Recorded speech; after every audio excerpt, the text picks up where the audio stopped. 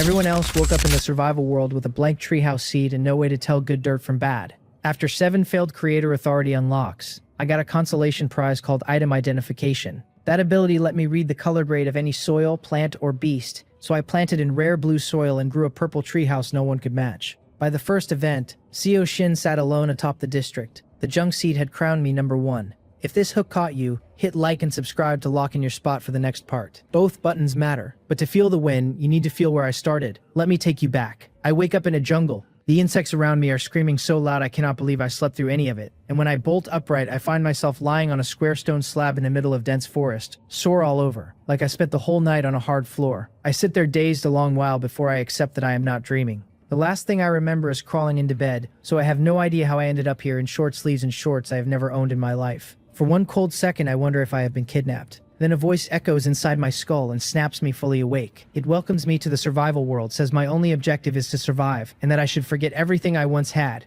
and promises a grand gift for all newcomers, a treehouse I must never abandon, because it is my only reliance. A second message tells me I have obtained 1 treehouse seed and have 3 days to choose a place to plant it, after which it cannot be moved. A third says I am inside the newbie protection period, that creatures will not attack any survivor for 3 days, and that I should plant my treehouse as soon as I can. A treehouse seed, a newbie protection period. Wonderful. None of those words mean anything to me yet. While I am still chewing on all that, a ball of light blinks into the air, and when I reach for it, a seed the size of a walnut drops into my palm. The voice calls it a treehouse seed that grows a small treehouse, the most basic survival security a survivor can get, and tells me to find fertile soil. Is this a game world? Why is there a newbie gift pack, and whose voice keeps speaking in my head? I pinch myself with my fingernails, the most primitive test I know, and the sharp little jolt of pain tells me everything. The message said all newcomers, which means there are others scattered out here in the same mess as me. A whole survival game where everyone lives or dies. If you fail, do you die? I do not know, and I am in no hurry to find out. I climb off the slab and stretch, my body normal and my energy strangely full. The seed is pale yellow and surprisingly heavy for its size, about the weight of an egg, and I cannot tell whether the line about fertile soil is just flavor text or whether the richness of the dirt actually changes how the treehouse turns out. A city kid like me cannot tell good dirt from bad, that is for sure. I grumble that this game does not even come with a tutorial, which is honestly discouraging, but I travel for work often enough that being dropped somewhere strange does not break me, and the 3-day window means I am safe for now. Since I am here, the only thing to do is find a way to live. Then a line of cold text cuts in, announcing that the survival world is unlocking creator authority, whatever that means. The next message says the unlock failed and is attempting a second, then a third, and my stomach tightens because a major bug right at the start would be a disaster. The attempts keep climbing and failing until it announces a 7th, by which point I have given up expecting anything, and just pray nothing breaks. Then it tells me the full unlock failed but that it is opening partial creator authority for me. Item identification. It failed in the end, but partial creator authority, that is something.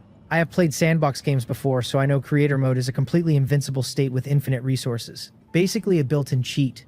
Item identification then. I glance at the seed and its description has already changed, telling me it grows into a short small treehouse in barren soil, a small treehouse in ordinary soil, and a tall small treehouse in fertile soil. So this is item identification. This is genuinely something. I look down at the dirt under my feet, and a description blooms in my vision, naming it barren soil of white grade, the most common kind, low in organic matter and nutrients. I really can see the fertility of the soil. When I sweep my gaze across the ground, it all lights with a faint white glow, all of it white grade, and one by one my surroundings label themselves. The stone slab reads as white, my spawn point, useful for nothing but making my body ache, breakable with a chisel. A poplar tree reads as white, a common jungle tree that can be chopped for wood. A cluster of mushrooms reads as white, an amanita mushroom, poisonous, the kind I could eat if I wanted to die. So I can tell at a glance whether a fungus will kill me. This ability really is impressive. Everything around me is white grade, which makes sense for a spawn point, so I decide to set out and find fertile soil and food and water, none of which should be hard in a jungle. If I had not unlocked item identification, I would never have bothered hunting for fertile soil, because how would a city kid who cannot tell one grain from another ever judge dirt by eye? But now I have a way to tell, so I cannot give up. 3 days of protection is my safety net. I tuck the seed into my shorts pocket, check the slab in the ground one more time, and confirm there is not a single newbie tool waiting for me. Just a seed and good luck. I set off, crunching across fallen leaves in one chosen direction. Item identification active, and the objects around me flaring white. The protection period seems to have emptied the jungle of everything but insect noise, and the range on this ability is generous, because even with my view tangled in trees, everything near and far lights up. After a while, a flash of green slides into my vision and lifts my mood, and though I cannot see the source, The glow is enough to point my way, so I quicken my pace toward it. Before I even reach the source of the green, I hear running water, and the small worry I had been carrying finally settles. There is a clear stream, a couple of meters wide and only a few dozen centimeters deep, the current fast over the rocks. I dip my hand in, and it is bone-chillingly cold, enough to make me shiver despite the sweat from my walk. The water labels itself as fresh water of green grade, drinkable straight, though the description still nags me to boil it and drink plenty of hot water. It is drinkable. I drop all pretense of dignity and plunge my whole head in, gulping like an animal. At home, I lived on iced soda and never touched hot water, so cold stream water does nothing to my stomach. And as long as the quality holds up, I am fine. I wipe my mouth and stand, noticing fish and shrimp flickering in the current. The water's so clear I can count the stones on the bottom. One smooth stone reads as a pebble of green grade, washed by the stream, apparently a raw material for some kind of tool. Why is it always apparently, I wonder? What tool does this thing actually make? I figure a workbench, if this world has one, is something I get inside the treehouse. So for now, fertile soil stays my priority. The land along the stream is all barren, but I am not discouraged, since at least I have water, and following the stream might lead to a river, a lake, maybe even the sea. I rest on a rock and look up at the sun, close to noon, and even though I usually skip breakfast, the long walk has left me hungry.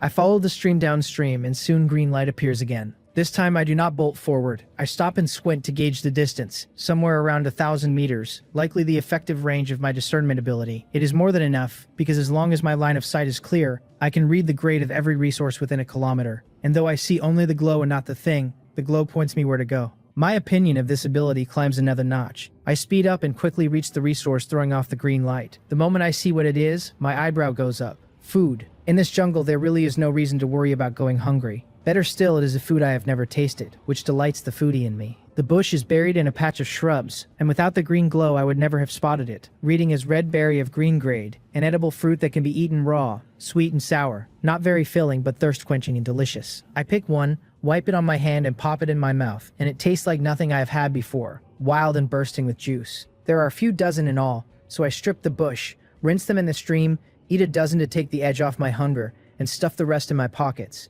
careful not to crush them against my legs. I keep moving, tossing a berry into my mouth now and then, content. The afternoon is not a waste, the green light showing up in my vision more and more often. Besides the stream beside me, I find an apple tree 400 or 500 meters off, and pick 3 apples, gather a few edible mushrooms, and find some medicinal herbs that can be crushed onto a wound. Since I have no bag, I peel off my short-sleeved shirt, rinse it and knot the collar and sleeves into a makeshift bundle. The other green resources, stones and trees, I cannot carry, so I leave them. The sky darkens. Without a light source, I cannot push on, because my discernment ability only paints objects with a glow, an illusion with no real illumination. Though strangely it works better at night, the light's sharper without the sun washing them out. I need to rest before it is fully black, since the protection period keeps creatures off me but the dark makes travel impossible. Worst case, I sleep by the stream, but no animal attacks does not mean no danger, and the open does not sit right with me, since a rainstorm could leave me soaked and sick. A little further on, just before the sky goes black, I find a cave, the green light having guided me here all along, 200 or 300 meters from the stream and glowing at the mouth.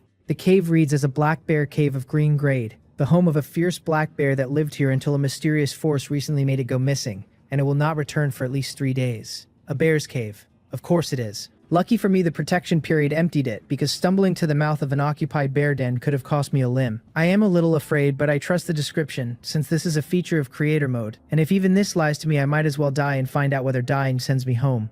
I step in only a little, since it is pitch black, and sit against the wall near the entrance to unpack. After an apple, I treat the day's injuries, because walking the woods in short sleeves and shorts left my arms and legs scratched raw and swollen with red welts. Back home I would have ignored it, but here an infected wound could turn into something far worse, and luckily I grabbed medicinal herbs. 1. A hemostasis grass of green grade crushes onto a wound to prevent inflammation and speed healing, looking like plain grass that I never could have found without my ability spotting its glow. I ground it between 2 flat stones I washed at the stream, and smear the paste over my calves and arms, and the cool comfort spreads until, after a full day of walking, I drift off without a fight. I wake to daylight, my calves and arms healed completely once I wipe away the dried herb, the scratches gone as if they never happened. This hemostasis grass really is something. Faster than any medicine from my old world. Still uneasy about a bear den even now, I get up and walk out quickly, gnaw apples and berries for breakfast, and head back down the stream. A full day of walking has changed the stream. It is no longer the thin trickle from the start, widened and deepened to about a meter. Fish and shrimp visible all through it. I do not waste energy chasing them though, because fertile soil is the priority. Along the way I pass only 5 patches of ordinary soil,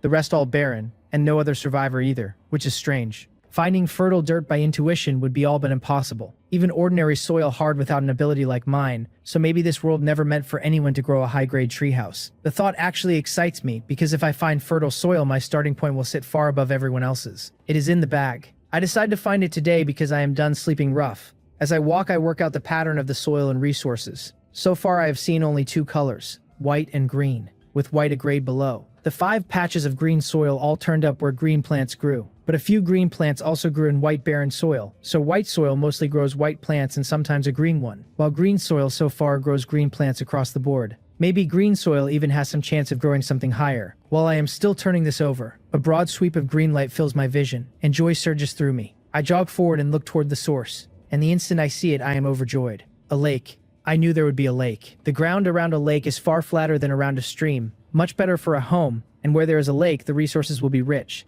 Maybe even a patch of fertile soil. I jog to the shore, and the wide open view after days of tangled jungle pulls a long sigh of relief out of me. The lake is not small, nothing like a great reservoir but about the size of an ordinary small one. The water clear and deep in the middle, fish and shrimp drifting through it, reeds along the bank, lotus leaves and flowers on the surface. If not for my situation, I could almost mistake this for a park. The reeds read as green grade, apparently a raw material for tools, and a lotus root reads as green grade, a food I can eat raw or cooked. One material, one food. This is the perfect spot to settle down. But is there any fertile soil here? I look around, and a flash of blue light cuts across my vision. Blue light. My eyes light up and I run straight for it. The blue bush sits only a few dozen meters from the water's edge, and it reads as large red berry of blue grade, an edible fruit sweet and sour, with vision-enhancing effects that grant 2 hours of night vision when eaten. Blue-quality red berries with an actual effect like that.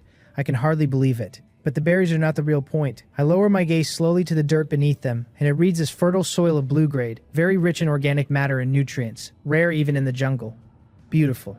I clench my fist. I finally found it. I do not rush to plant, instead circling the lake to check for other fertile soil. To my disappointment, this single patch of blue seems to be the only one, but the green soil is everywhere, far more than along the stream. Nearly half the ground reading green, with a few scattered blue spots where blue plants grew from green soil. My guess holds then that a grade of soil grows plants of its own grade and has some chance of growing one grade higher. A place like this lake is exactly what survivors should hunt for, since the carpet of green soil lets anyone who reaches it at least avoid the dreaded short small treehouse. Just the name of that thing radiates insecurity. I search a while longer for more blue soil, find none, and stop wasting time. I return to that first bush and harvest all the large red berries, 32 of them. Then hesitate, because I want to keep the bush but cannot. The patch is only about a square meter, half of it bare, so instead of uprooting the bush I dig a hole beside it, and plant the seed. The voice confirms the planting with 2 hours of growth remaining, then immediately adds that the wild plants in the soil have been automatically cleared. The first line lights me up, the second deflates me on the spot, since as I suspected, one patch grows only one type of plant. The large red berry bush vanishes without a trace, and a sprout pokes through and shoots upward at a speed I can watch, growing into a sapling in under a minute. Truly miraculous. I am a man of action, so instead of watching it grow, I go check the few blue plants I never examined. There are 3. The first is the large red berry, the renewable blue food whose berries regrow after picking and grant 2 hours of night vision per fruit, its effect temporary. The second is a high-quality mushroom of blue grade, an edible fungus that tastes superb and permanently raises intelligence by a tiny amount. But unlike the berry, it is not renewable, and any mushroom I replant in ordinary soil will lose its blue quality. The third is an advanced poplar tree of blue grade, a material resource that yields advanced wood when felled, also non-renewable and likely scarce. The surrounding poplar trees read as medium poplar trees of green grade, still a grade above the white poplar I first saw. 3 plants, 3 kinds of function. Now I understand how this world sorts its items. I leave the red berries, since I already have 32, and do not know how long they stay fresh. But the high-quality mushrooms I pick clean. The whole patch of over 20, all blue, because even a very small boost each should add up over 20. One patch grows only one tree house, but over 20 mushrooms, all mutating to blue at once, so the number a patch supports must depend on the plant type. The advanced poplar tree I leave standing, having no way to fill it yet. The green red berries and apples I have eaten had no special effects, so only blue and above carry functions. And with green resources blanketing the lakeside, there is too much to bother cataloging. I pick a few apples and head back to the seed, munching one on the way. By now more than half the growth time has passed, and the seed has become a towering tree.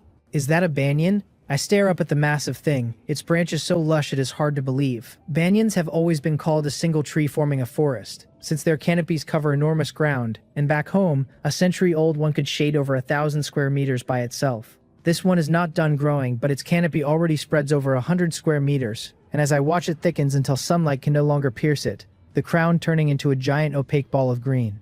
In my vision it begins to glow faintly purple, and the description names it a tall, small treehouse of purple grade, grown from a banyan tree, a high-end product with a lineage other treehouses cannot match, adding that anyone who obtains one is either incredibly lucky or a cheater, and asking which I am. I am a cheater, obviously.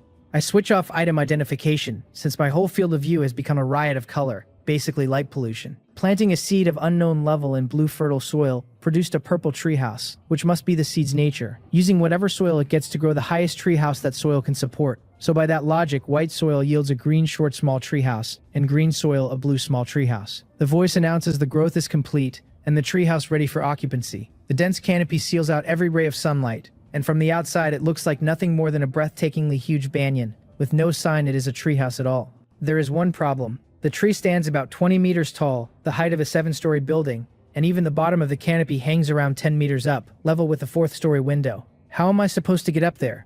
I glance at the aerial roots draping down like willow branches, and wonder if I am meant to climb, but my body has no such strength. I take hold of a root anyway, and the instant I touch it a wave of familiarity floods through me, as if this enormous banyan were part of my own body. Almost on instinct, I make the roots coil around my waist and haul me up, fast, 10 meters into the air, and just as my head is about to smack the underside of the canopy, an aperture opens and I slip clean through into the interior. That was too exciting. I stand there rattled, sure I was about to crash skull first into it. Once my nerves settle, I look around, and the inside is nothing like I pictured. Instead of a space wrapped in leaves, the floor and walls are wooden planks patterned with tree rings, the room the same 100+ square meters as the canopy, and completely empty. I stand dead center over a disc-shaped pattern that seems to be the entrance, and several windows let in plenty of light. When I walk to one, I find that although the outside is wrapped in dense leaves, I can somehow see the scenery beyond, which must work one way, letting me see out but no one see in. The floor is about 3 meters high, and off to one side a staircase tells me the treehouse has more than one floor. I climb the stairs. There are 3 floors. The second is empty like the first, just windows and a circular wall pattern identical to the disc below, which I take for an entrance and exit, so I keep climbing. The 3rd floor is something else. The moment I set foot on it, my eyes lock onto a massive screen embedded in the wall, at least 100 inches across. Why is this suddenly so high-tech? An advanced treehouse comes with a television. Out here, where there could not possibly be a signal. Common sense does not apply to this world, so I step closer. The screen is not hung but set into the wood, the frame nothing but the grain of the tree itself, tree rings and all, and when I touch it, the glass is smooth as a real screen. Yet I find no power switch anywhere. On the floor beside it sits a cardboard box holding 5 bottles of water and 5 bags of bread, clearly a starter benefit, which I cannot burn through carelessly since they keep a long time and could serve as emergency rations. Just then the stream lights up on its own, announcing the treehouse mainframe is starting and listing the available functions as basic material crafting and area channel. Countless options crowd the screen, but only those 2 are lit, the rest grayed out like the losing squares on an unscratched supermarket card. I tap basic material crafting, and sure enough, the treehouse can make simple tools and furniture. There is a stone axe of white grade that fells trees of green grade and below. 200 durability, needing 5 white branches or wood and 5 white stone blocks. A stone pickaxe of white grade mines stone or ore of green grade and below. Same durability and cost. A stone shovel of white grade digs soil of green grade and below, with a very small chance to recover the seed of whatever plant grew there. Same durability and cost. Then there is an item that makes me feel the game is finally beginning. A synthesis bench of green grade for advanced tools, requiring 50 green wood and 50 green pebbles or stone blocks. Found it at last, and before this lake that might have given me a headache, but now green wood is everywhere and pebbles fill the stream, so it will be easy. First though, I need to gather branches and stone blocks for the stone tools. I do not rush down, exiting basic material crafting to open the area channel instead. A little nervous since that name should mean exactly what I think. The introduction breaks me into a grin, saying the channel allows chat and resource trading with survivors in the same area. Naming my location as Jungle Area 188, giving the population as 9,998, and noting the functions go live on the final day of the newbie protection period,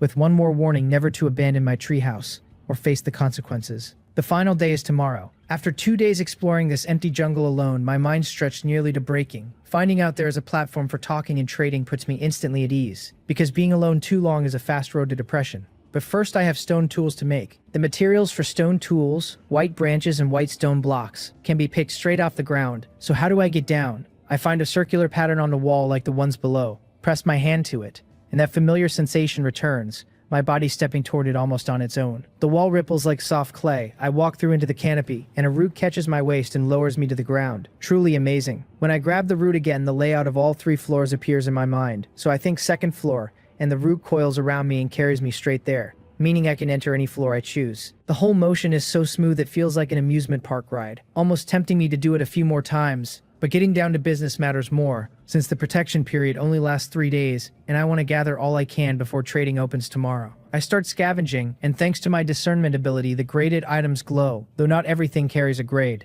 The branches I need only rate white if thick and freshly fallen, the twigs counting for nothing, and it is the same with stones. My real problem is, I still have no backpack, so carrying depends entirely on my hands. And since I found nothing like a bag in basic material crafting, it must be a more advanced item only a synthesis bench can make. With no choice, I stuff stones into my pockets and tuck branches under my arm, gathering 15 white branches and 15 white stone blocks before riding the route back up. I tap basic material crafting and select the stone axe, and the right amount of material flies up out of the pile into a sphere of light, familiar from when the seed first appeared. So I reach in without hesitation, the light dissolves and a crude stone axe drops into my hand, blunt-edged and ugly enough that I wonder whether it could fell a tree at all. Using the same method, I craft a stone pickaxe and a stone shovel. While I am crafting the tools, a special workbench catches my eye, a primary identification bench of white grade. If I place materials on it, after 10 seconds it glows the color of their grade, so even without my discernment ability, other survivors can use one to learn what they have. The catch is that it is as large as a dining table, impossible to haul outside, so everyone else has to drag their haul home before they can even tell what they picked up. I am different. I read the grade of anything at a glance and can pick selectively in the field, and the gap in efficiency between me and them is enormous. For well-hidden resources like those mushrooms, I can spot the blue glow from far off, while other survivors might never find them. And even if they did, the smart move in the wild is to avoid every fungus on principle, since even experienced people get poisoned. None of that applies to me. This creator authority really is a wonderful thing. I cannot rule out that everyone else has an ability like mine, but that seems unlikely, because then they would not be survivors at all. They would be tourists. I grab the stone axe and head out, since this time I need 50 units of green wood, and green poplar trees stand everywhere. I decide to start clearing right beneath my treehouse, because the canopy shades those trees so they cannot catch sun, and more importantly, something could climb one of them and slip through a window, so it is better to have no trees around the trunk at all. The blunt-looking edge bites in cleanly, a white poplar taking 5 swings and a green one 10,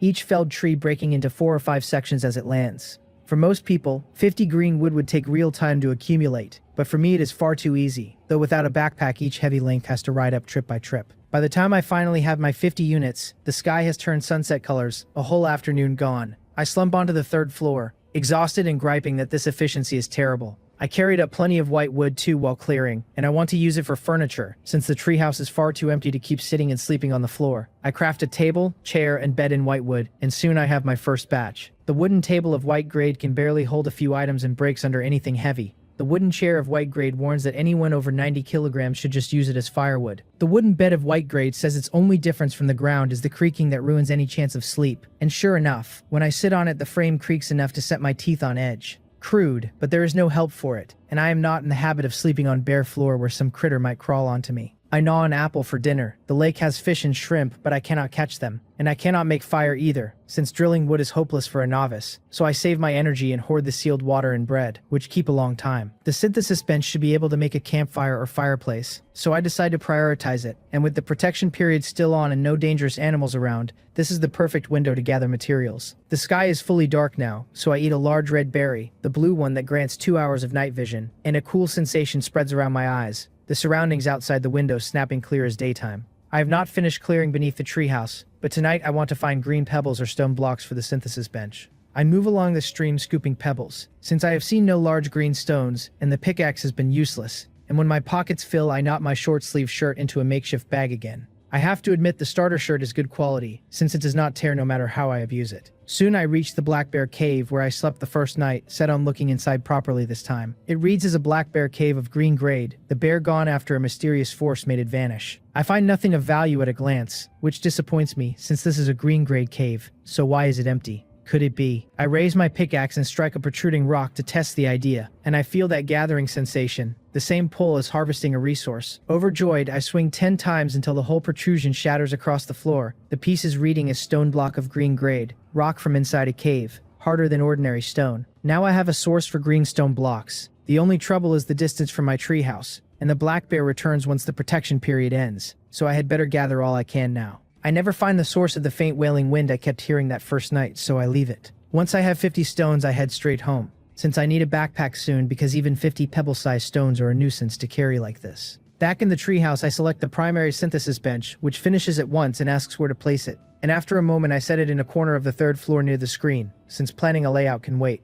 The bench thuds into place, a sturdy stone and wood tool bench with a small ghostly screen hovering at its back. Seriously, why is this so high-tech? The first thing on its list pleasantly surprises me. A backpack of green grade with 10 slots that reduces item weight to a fifth of normal, needing 1 green beast hide and 3 white ropes. Definitely a good item, since cutting weight by 80% means I can carry 5 times my own weight, and this is only a green bag. But how do I get beast hide and rope now? We are still inside the protection period, so there are no wild beasts. The only animals harmless fish, shrimp, and insects. Not even a rabbit, and the land beasts will probably appear only once it ends. For rope, I think of the reeds by the lake and decide to check them later. I keep scrolling. A torch of white grade lets me move at night with a narrow view, warning that a forest fire would land me in prison, needing 1 white wood and 1 white charcoal, or green coal. A grill of green grade burns wood automatically and grills anything, needing 3 green iron blocks. A primary furnace of green grade burns wood on its own and promises surprises when I smelt materials, needing 100 green pebbles or stone blocks.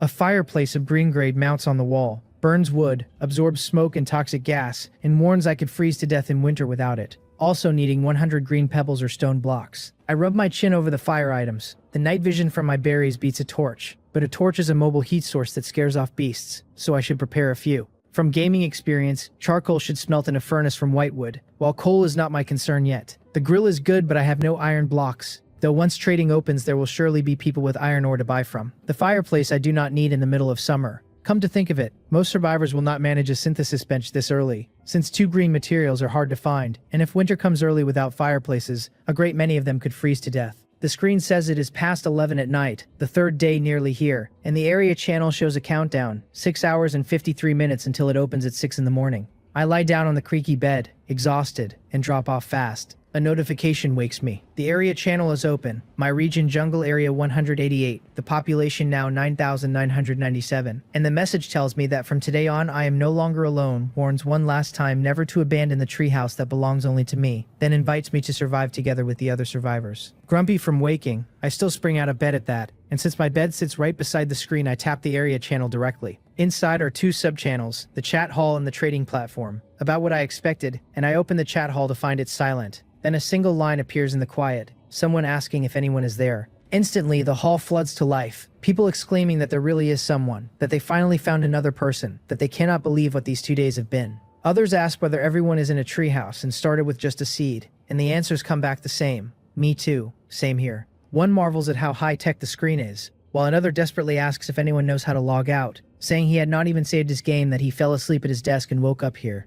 I cannot help a faint smile. Some messages carry names, others show anonymous, and when I click the chat box I find it works like voice input, the system asking whether I want to be anonymous. I choose yes, deciding to watch first. I try calling out my parents and friends by name, but no one answers, and my attempt only sets off a wave of others searching for family, someone calling for a Jang-san in the area, another shouting that Elisa's dad wants him home for dinner, a woman begging a Wang-O to contact her because she is his girlfriend. Plenty of shouting, almost no replies, the few that come only people who happen to share a name. I ask the group how old everyone is, and after a few tries the answers trickle in. Someone just out of college, someone 18 and a freshman, another a junior. One says everyone is so young while he is already 29, and another jokes about being 28 and single since birth, asking if there are any women around, which earns him a scolding for being a pervert at a time like this, to which he cheerfully replies that women are a basic necessity. The youngest is 18, the oldest no more than 30. I graduated college less than a year ago myself, after failing the postgraduate exam in my senior year, studying another year, finally getting into my dream program, and waiting happily at home for the term, only to wake up in this godforsaken place. I mutter that everyone looks to be between 18 and 30, and since I never turned off voice input it goes straight to the room, the replies agreeing at once. One bitter newcomer wondering if this is the world's punishment for not gaming before he was of age. Another lamenting that his 31st birthday was yesterday, and that 2 days earlier he never would have been dragged in. After a while I start to understand what kind of people the survivors are. 18 to 30, from all over the country, all relatively healthy, and from the handful around 30, either unmarried or married without children. The game is selective, choosing people who would not disrupt too many other lives if they vanished. Parents not yet old, no small children depending on them. Honestly, that gives me a sigh of relief, since I had been afraid my own relatives might have been pulled in. And for now that looks unlikely. It is only a guess, of course. Maybe this age group is simply the healthiest and strongest. The talk shifts to what to do next. One man admitting he has cowered in his treehouse for 2 days too scared to step out, and is nearly out of bread and water. Another mocking that anyone too frightened to leave during the protection period is finished. As people drift off to work, the chatter slows, and since my efficiency is high, I am in no hurry. So I bite into an apple and ask where everyone planted their seeds. The answers come thin. One man planting at random after half a day of nothing but trees. Another bragging he found a creek, which sparks a chorus of people begging for water, because their 5 bottles are nearly gone. At least the people talking found a creek at most, none a resource-rich spot like mine. Someone asks whether everyone has a small treehouse. Another says getting one during the novice period is already good,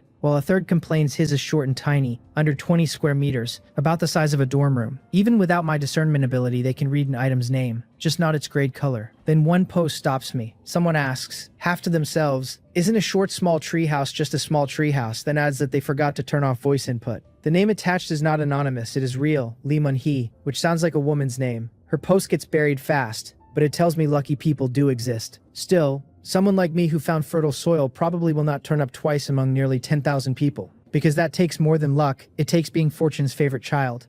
Unless they have my ability. I leave the chat hall for the trading platform, already crowded with listings. 20 whitewood for a bottle of green water, 10 white stones for any food. No point even looking, since whitewood and stones are free off the ground and no one would make those trades with food and water plentiful in the jungle. I am about to close it when one message catches my eye. An offer of green iron ore for any blue-grade materials. Quantities to be arranged by private chat. My eyes light up. Iron ore. The grill needed green iron blocks, smelted from this very ore, and the poster is asking for blue materials, which means they used an identification table to confirm their goods are blue, or they would not even know the next grade up is called blue. Then I look at the poster's name and freeze. Lee Mun-hee, the woman who just said she grew a small treehouse. Truly lucky, a small treehouse and blue materials and iron ore. Could she be sitting in a resource-rich area like mine? I open a private chat and ask if she has iron ore. Yes, she replies fast. For blue materials. I ask whether she has blue materials herself, and after a beat she answers yes. I tell her plainly I have red berries that grant 2 hours of night vision, and ask if she wants them, and her reply is instant yes, asking how much iron ore I want. I say I want a long-term trade but first want to know the function of her blue material, and she is just as blunt, probably figuring I must have blue goods of my own. So she sends the description outright. Blue stone, she says, of which I need only one when making stone tools to greatly increase their efficiency. This is good stuff, I blurt out loud. A stone axe takes 10 swings to fell a green tree, and since a tool has only 200 durability, fewer swings means more trees per axe, not just speed.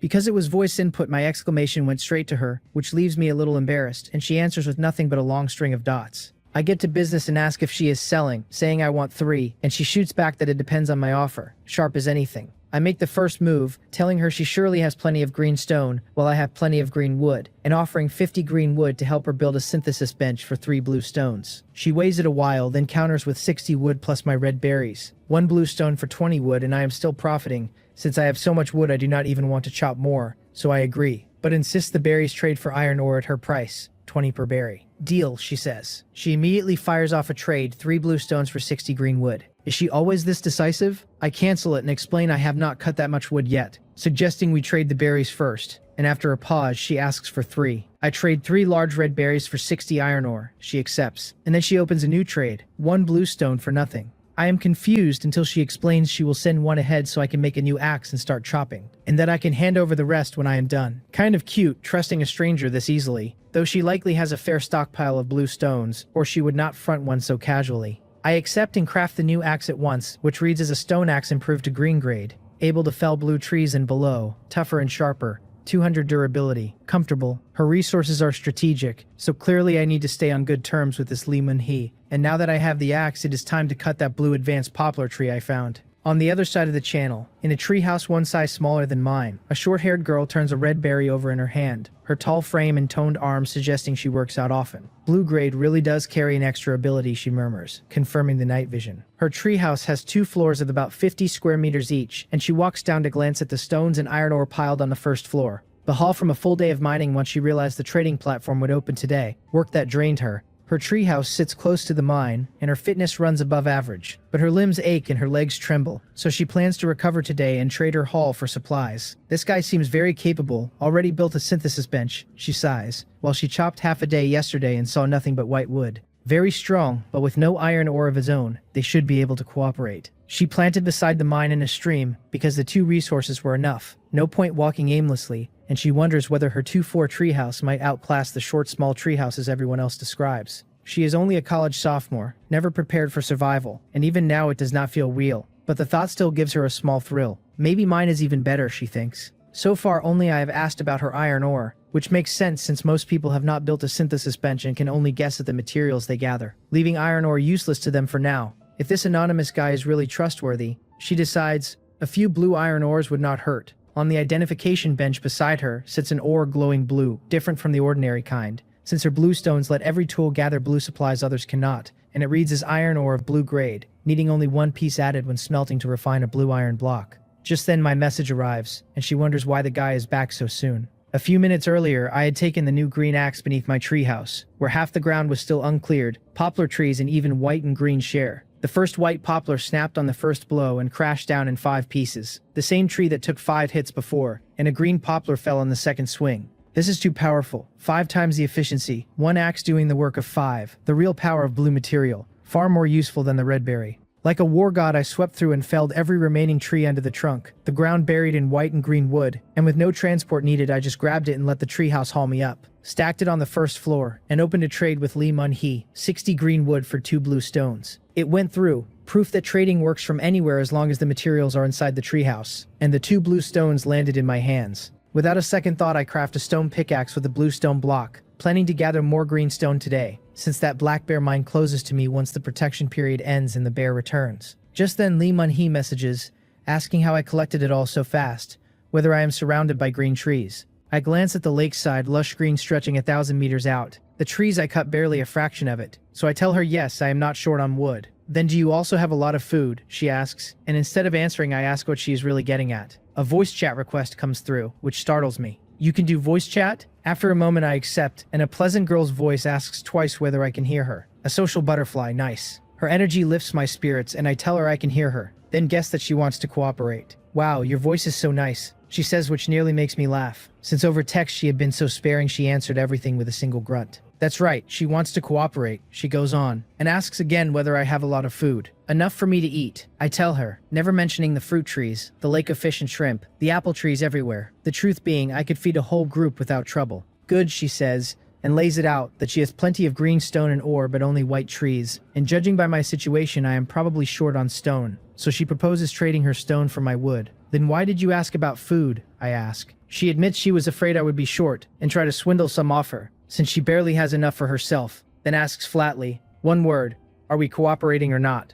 This girl, I remember the blue stone she fronted me and asked whether she really trusts someone she just met. What does trust have to do with anything, she says. What could you do to me? I already have the item. The trading platform means you cannot scam me. In worst case, I trade with someone else. It makes sense, if not flatteringly put. I do not mind though, since I like her personality, straightforward and unawkward, so I tell her I have no problem with the deal. Only that I worry she will not have enough stone. Are you kidding? She fires back. I'm right next to a mine, then catches herself, accusing me of fishing information out of her. Even if I knew, it's not like I could fly over, I point out, because this girl really is interesting. But knowing she has a mine reassures me. Resources truly are abundant. That's true, she says, her face flushing on the screen. Then she suddenly admits she still does not know my name. I tell her, Seo Shin, good name, she says, and asks how old I am. Just graduated college, I answer. Oh, I'm only a sophomore, so you're older, she says. Then, getting familiar fast, asks whether I have any wood now because she wants more. I start to remind her I just gave it all away, but she cuts me off,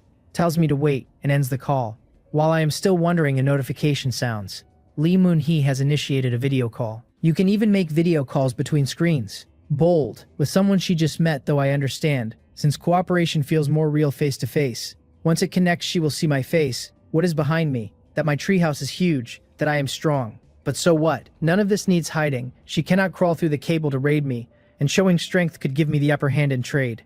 Caution does not mean hiding everything, because that is not caution, just cowardice. If she is not afraid, what am I afraid of? So I accept. Her image appears at once, delicate features, almond eyes, short hair to her chin, full of vitality. Her eyes light up too, and she tells me I am actually quite handsome. A given, or I would not have started a video, so I tell her she is not bad herself. I look great even without makeup. Okay, she says, puffing out her chest. Genuinely cute, though her chest, well, slightly larger than mine. Impressive, I say. Hey, she protests. She just wanted to show me something. Then her almond eyes go wide as she stares past me at the vast empty space, demanding to know why my treehouse is so big. I let a faint smile show and tell her I do not know either. It was this big when it grew. Then add that hers feels a bit small, doesn't it? She deflates because she started the call precisely to show off her treehouse and smooth the trade, since by the chat hall everyone else has only a short, small treehouse of about 20 square meters. My treehouse has 2 floors, she insists. That's really nice, I say. Right, she says, pleased. But I think I have 3, I add. Her face cycles through several stages at once, and I cannot hold back a laugh while her cheeks slowly redden, and I rein it in and ask what she wanted to show me. She hesitates, flustered now, glances around, picks up the iron ore, and holds it to the screen, saying this. Even through the screen I see the blue light pouring off it, and she sends the description. Iron ore of blue grade, needing only 1 piece when smelting to refine a blue iron block. You even have blue iron ore, I say, my eyes lighting up, since from the blue stone's effect I can guess what a blue iron block does. A rare and valuable item. Yeah, I told you not to worry about ore, she says, then loses the thread again, bursting out over why my treehouse is so big as she stares enviously around my room. It would not hurt to tell her a little. This is a purple grade treehouse, I say with a smile. Purple grade, she stammers, so purple is above blue. She looks at me with open envy and says my luck is just too good, that she thought her own luck was good but cannot compare to me. She never guesses that the changes come from the fertility of the soil, because apart from that one line on the seed about finding fertile soil, she knows nothing at all, and she could never tell which patch of soil is more fertile in the first place. Lee Mun-hee seemed pleasant enough, and was shaping up to be a long-term trade partner, so I threw her a little information. I told her to dig the soil around her treehouse, set it on the discernment ability bench, and check its grade, explaining the soil here had grades too even if neither of us could read the names off it. She shot up off her bed, leaned toward the screen, then caught herself and sat back, asking eagerly what I'd figured out. So I walked her through the patterns I'd pieced together about soil and the plants on it, and the more she listened, the more amazed she looked, until she was staring at me like a genius. She called me Big Shot CO and gushed that I was amazing for spotting a pattern like that. I told her it was just a guess, and asked why she wasn't going to verify it herself. She flopped back onto her bed and asked what good it would do me to lie, since there were no high-grade plants around her treehouse anyway, so even if I was wrong, it cost her nothing. She just hadn't expected me to see so much, and she teased that I must have some special ability. Her eyes locked on mine. She had no idea how close she'd just landed. I laughed and told her she'd guessed it, that I held the creator authority of this world and could rewrite it however I pleased. She rolled her eyes and accused me of blowing my own horn too hard. Half true, good enough. My creator authority had failed to activate over and over and granted me only a sliver of real power, but it was still called creator authority, and I wasn't about to correct her. I glanced at the time, stood, and told her we'd talked enough and it was time to work. I set the stone pickaxe aside. I wanted an upgraded stone shovel first, since the tree was down but the stump still needed clearing, and a memory nagged at me that the shovel had a chance of turning up seeds. Lee Mun-hee groaned that she didn't want to work, that she'd hauled stones all day yesterday and her whole body ached. She was getting hooked on the talking. These past 2 days she'd been alone, her future a blank, with nothing to do but mine, and now she'd found someone to chat with, a good-looking guy at that, and didn't want to end the call. I reminded her today was the last day of the newbie protection period, that nobody knew what tomorrow would dump on us, and told her to drag back as many stones as she could. She drew the word out, then agreed, ache or no ache. She'd treated iron ore like it could buy a mountain of supplies, but now saw she was far ahead, since nobody else had even reached the level of trading iron ore. The chat had drained off her stress, and with work waiting she wasn't the type to stop. A little reluctantly, she said we'd swap information again tonight, and I agreed and hung up. I picked up a blue-grade stone and crafted a stone shovel on the spot. The panel told me it was an improved stone shovel of green grade, that it could dig up soil materials of blue grade and below, that it carried a 50% chance of pulling seeds from plants on that soil, with durability of 200, from near 0 odds to 1 in 2. Now we were talking. I grabbed the stone axe and the shovel, climbed down, and got to work. The improved stone shovel pried the tree stump clean out of the soil in a single stroke, and the panel announced ordinary green soil, 1 piece of green wood, and a single poplar tree seed. The stump turned straight into wood, and I'd gotten a seed in the bargain. I dug the seed out of the dirt and read it, learning it could be planted to grow a harvestable poplar tree in just 10 days. Aren't poplar tree seeds the fluff that floats off the branches in spring? Whatever, not my problem to solve. I turned the seed over. Like the treehouse seed, it carried no grade, and even my discernment ability couldn't read its color, so I figured the grown tree's grade depended only on the soil's fertility. The dugout land left a pit, so I filled it and kept going, and before long I had over 20 poplar tree seeds and 40 pieces of wood. I didn't replant where they'd come from though. I flattened the whole patch under the treehouse into clear ground for facilities, or low crops later. No more trees right under my home. I carried the wood up first, then spent half a day felling trees elsewhere and planting fresh seeds in every gap I cut. Call it sustainable development. By the time the sun peaked, it was noon on the third day. I looked at the wood piled across the first floor and nodded, wiped off the sweat, and decided to eat first, then explore the uncharted parts in the afternoon, since the last half day of protection couldn't go to waste. First a bath, my body sticky and miserable. After washing in the lake, I scrubbed my clothes too, and at high summer noon I hung them by the window to dry in under 10 minutes, sunlight slipping through the dense banyan leaves as if they were glass. I ate some fruit and tore open a bag of bread for the afternoon's energy, and as I chewed I scrolled the chat hall.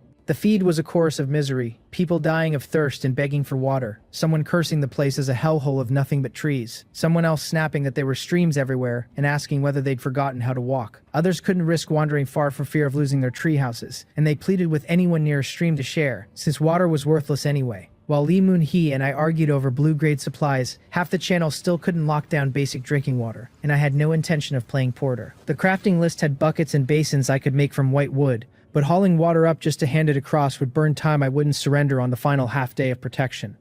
Let the do-gooders have their moment. Water looked scarce, but for any survivor sitting on a source it was endless, which meant it traded for nothing better than white-grade junk, and only a fool hauls water for 2 hours to come home with scraps.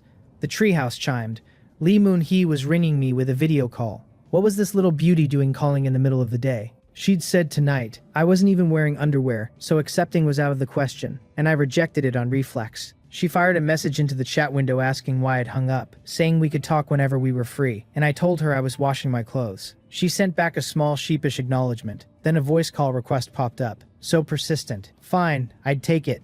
The second it connected, she asked why anyone washes clothes at midday, and I explained they dry fast at noon, done right after I ate so they wouldn't slow my afternoon. She said that made sense, that she always showered in the evening, and I asked whether it was really appropriate to bring up showering with a man she just met. She stammered, then waved it off. Since I couldn't see her anyway, she'd only called to ask how my morning went and how many trees I'd cut. Enough to trade with her? I told her, and asked if she'd slacked off. She swore she hadn't, that her first floor was already buried under stone, and announced she was resting all afternoon because she was exhausted. I told her that if she wasn't mining, she should at least explore a new direction, since she couldn't waste the last safe afternoon. She complained that she couldn't even slack off after being dragged into another world. Then I asked if she had a death wish, slacking during the safest window of the whole game. She gave in and said she'd walk around, maybe turn up something good, and reminded me to look on my end so we could swap supplies tonight. She didn't have my discernment ability, so wandering blind might net her nothing, but at least she could grab things on instinct and find out what they were back home. The call ended, my clothes were already dry, and I pulled them back on, rested another half hour, then climbed down and set off in the opposite direction from where I'd first arrived. I didn't get far before I stopped cold.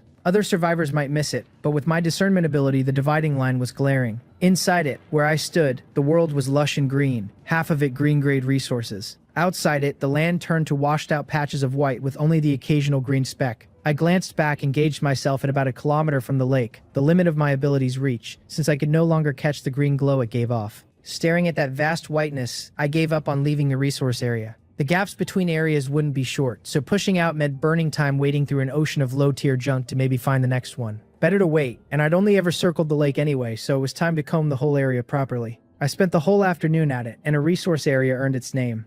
I found a blue-quality orange tree, its fruit edible directly, sweet and sour, invigorating the spirit for 1 hour with no side effects. Energetic? What for? Sprinting in circles? Like adrenaline, maybe, and one in a tight spot might buy a sudden burst. Blue was blue, so I decided to strip the tree bare. It sat a fair distance off. I didn't know whether animals would devour the oranges once protection ended, and the panel hinted blue food kept far longer than ordinary fruit, since the large red berry I'd picked hadn't budged in 2 days of heat, while plain ones had gone soft. The tree carried over 100 oranges, more than I could haul and likely to spoil if I took them all, so I bundled 30 into my shirt and peeled one to eat on the spot. Nothing while I chewed, just the best orange I'd ever tasted. Then, on the last slice, a coolness flooded straight into my brain and made me shiver, and the mental fog lifted in an instant. My body was still tired, but it didn't matter. I could keep going. This was a working overtime miracle, an all-nighter in fruit form. Riding that surge, I rushed the rest of the oranges home, back inside a few minutes since it was under a kilometer, dropped them on the third-floor table, and went straight back down for more. My efficiency that hour was unreal. I didn't finish the whole area, but the haul was rich. The panel logged green-grade sour dates, decent as a snack, and green-grade waxberries too sour to enjoy but good for brewing wine. It logged green king oyster mushrooms, thick-fleshed and crisp, and green-black fungus, smooth and tasty, both edible and best cooked first. Nothing exotic, just a pile of ingredients. It made sense. Still in the protection period. No land animals about. Plants could only offer so much. This window was really for choosing where your treehouse went, and expecting heaps of high-level loot was greedy. About then, I felt my spirit easing down out of that keyed-up state, the hour spent, yet I was more alert than before I'd eaten the orange, as if I'd just woken from a nap. So the no side effects line meant the orange recovered my mind at the rate of an hour's sleep packed into that same hour. A thing that could replace sleep, suddenly the opposite of useless. The poplar seed had said 10 days to a full tree, so these couldn't be far behind in regrowing either. By now I had a rough map of the resource area in my head, a square roughly a kilometer on each side. It sounds small, but a square kilometer is 1,000,000 square meters, more land than I could ever strip if it fed only me. The one thing that left me both disappointed and relieved was the absence of any other survivor's treehouse nearby. Through the layered tree shadows, blue light flickered again, and I hurried over. The panel named it a high-level white poplar tree of blue grade, a higher tier of poplar that yielded high-level wood when felled. Then I looked at the ground beneath it and saw it glowing blue too. Fertile soil. I lit up at once. It had been so long. Apart from the soil I'd used to plant my treehouse at the very start, this was only the second patch of blue fertile soil I'd ever seen, and with it I could grow blue-grade plants myself. I chopped down the high-level poplar first and pulled 5 pieces of blue wood, and the panel explained that a single piece of blue wood used in a wood tool sharply boosts its durability, and used in furniture raises the furniture's grade. So that was the secret. No wonder I'd only had recipes for white furniture and couldn't find anything higher. High-grade materials were the missing key the whole time. I glanced at my improved stone axe, down to half durability, and felt a pang over the blue stone I'd burned into it. I shook the thought off, took the shovel, and dug into the ground, pulling one piece of blue fertile soil, another piece of blue wood, and a single ordinary poplar seed. The seed out of the blue stump was still gradeless, which confirmed my theory all over again. I made several trips to carry the ingredients, wood and soil, home, found a patch of barren dirt by the treehouse, dug it out, and filled the hole with the fertile soil. Looking at that little plot, I nodded, satisfied, because it was the day's biggest win. With this soil I could keep churning out blue wood, or blue ingredients. The only question was what to plant first. I remembered the second high-level poplar from earlier, so I went and felled that one too and dug its stump, leaving me with 12 pieces of blue wood in hand. Then it hit me. If I planted an apple tree, harvested the apples, and chopped the tree, I might pull both blue ingredients and blue wood. I had no apple seeds yet, but the area was thick with green apple trees, so I could dig for some. I'd never seen a blue apple either, which meant a new flavor of effect waiting to be unwrapped. The idea only got better the longer I sat with it. I chopped an apple tree for 5 pieces of green wood, dug the stump, got no seed, and felled a second one, which gave me an apple tree seed that grows in 5 days, and fruits in another 5. I'd pulled seeds from apples I'd eaten before, but with no system prompt they were ordinary stock, and I had no patience to nurse a wild tree on an unknown timeline. These dugout seeds, with the system's bonus, fruited in only 10 days. I pushed the apple seed into the blue fertile soil, and it broke the surface at a speed I could watch with my own eyes. The panel called it a blue apple tree seedling, said it needed 5 more days to become a tree, and warned that until then it was fragile and I shouldn't trample it. Done. Grow at your own pace. I carried the rest of the haul inside, wood on the first floor, ingredients on the 3rd floor table, then tried to list the barren soil I dug on the trading platform, only to be told soil was a privately bound resource and couldn't be traded. A little regrettable. When I'd first pulled the blue soil, I'd had the bright idea of digging up green soil to sell, since it was everywhere underfoot, and now that door was shut too. Fine. Time to take stock of my blue supplies instead. The blue large red berry granted 2 hours of night vision, daytime clear, not a torch's pool of light. The blue high-quality mushroom permanently raised intelligence by a sliver, and couldn't be eaten raw, so once I had a grill I'd roast my 20-odd first, since permanent boosts stacked best. The blue-orange lifted the spirit with no aftermath. The blue stone block raised tool efficiency, the blue wood raised tool durability and furniture grade both, and the blue iron ore I'd seen on Lee Mun-hee's end smelted into blue iron blocks. Every ingredient buffed me, every material upgraded what I built. No sense wasting time. I'd craft what the synthesis bench would let me first. I opened the screen and called Lee Mun-hee. She picked up in seconds, looking far cleaner than before, and I could even make out the fireplace behind her. Delighted, she asked whether I'd finished my work, and I asked back whether she'd built that fireplace. Surprised she'd built the furnace and the grill too, that she had so many materials it was annoying to look at them, so she'd burned a few. Having too many materials, what a problem to have. I asked whether she'd saved my share, and she huffed that I'd doubt her, swearing she had tons of stone and had used only a sliver, and could dig more if she ran short. And I really latched on to a little rich girl. I held a piece of blue wood up to the camera. She squinted, confused, asking what it was, and I remembered she couldn't read item grades before identifying them, so I sent her the description instead. Her eyes blew wide. She bounced forward hard enough to make her bed groan and blurted that this was a blue material for upgrading furniture. I confirmed it, told her I still had a heap of green wood while she was sitting on a mountain of stone, and pushed her to trade fast, since I needed to get crafting. She agreed in a rush. I swapped 200 green wood for 200 greenstone blocks, then built the basic furnace and set it on the second floor. While crafting, I even tried slipping in a blue stone block to boost the furnace's efficiency, but it refused, and on reflection that was fair. Expecting one blue stone to upgrade a furnace built from 100 ordinary ones was wishful thinking. The finished furnace stood taller than me, all industrial stone. A piece of white wood gave a burn time of 5 minutes, but green wood gave 2 hours and 35 minutes, 30 times the duration. I dumped 20 of my 60 green iron ore into the upper layer. The fire surged, heat rolled over me, the interior flushed red hot, and the panel set the iron block smelting time at 2 hours. I left the furnace to burn and went back up. The call was still open, Lee Moon-hye sitting dazed on her bed, and when she saw me she smiled and asked whether the furnace was done. I told her it was. She warned me her own furnace ate 5 iron ore per block and took half an hour each, calling its efficiency hopeless. 20 iron ore for 4 iron blocks then. Acceptable. I asked whether she'd gone out that afternoon. She had, a little, but not far, since there were few trees nearby and only stone, and she couldn't tell the high-grade ore apart, so she grabbed a few at random and come back empty of anything good.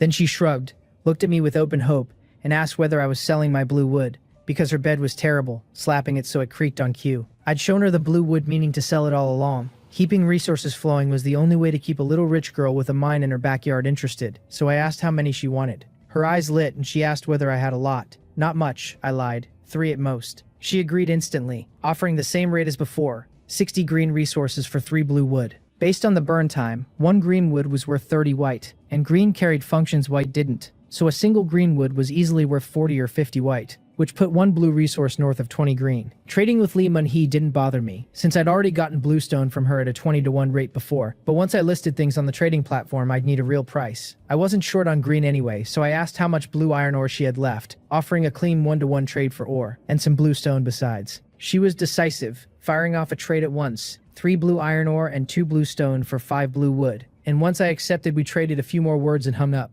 She was clearly dying to upgrade her furniture, and no wonder, sleeping on that bed. I didn't sit idle either. I tore down my broken bed and used 1 piece of blue wood to build a new one, and to my surprise the recipe that had once called for white wood now defaulted to 9 green plus 1 blue. 9 green wood, I selected yes. A bed far more advanced than the old one appeared, a blue wooden plank bed of high-grade wood, carrying its unique fragrance able to promote sleep and speed the recovery of stamina and spirit, though it might tempt me to oversleep from sheer comfort. Still a hard plank with no sheets, but the blue grade stunned me. The bench list still held only the original white wooden bed recipe at 10 white wood, so these were base recipes, and higher grade materials simply produced higher grade results. I'd started with 12 blue wood, traded away 5 and used 1, leaving 6 plenty. I had fertile soil churning out blue plants now too, so I stopped rationing myself. I built a blue backrest chair next, crafted from high-grade wood, contoured to the body, said to slowly recover stamina and spirit while raising crafting success rate. Then a blue dining table, also high-grade wood, said to make food taste better and amplify the effects of the food eaten near it. Both made me grin. The chair's boost to crafting success had no use yet, since none of my recipes could fail,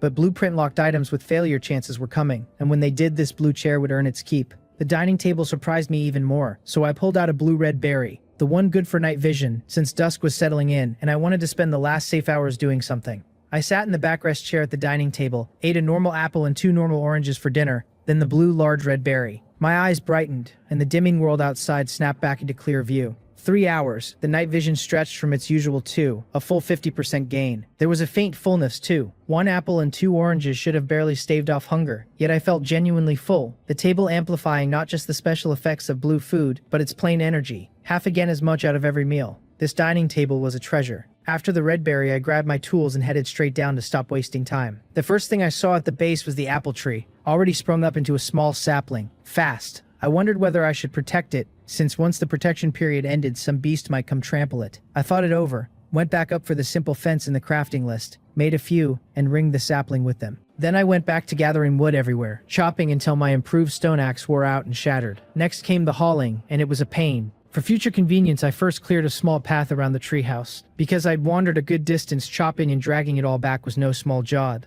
I could have left the wood where it lay and moved it once I had a backpack, but I worried scattered wood might vanish if I didn't collect it fast, the way it did in some games. Animals would show up tomorrow, so the backpack needed to climb the schedule. A rustle came from one stretch of jungle. After 2 days of nothing but wind in the leaves and the chirr of insects, the sound startled me and I whipped my head around. Under the redberry's night vision, the dark forest was crisp, and I caught a cluster of low bushes shaking, plainly not the wind. I stopped, set the wood down slowly, and kept one piece as a makeshift weapon. It wasn't the second day yet.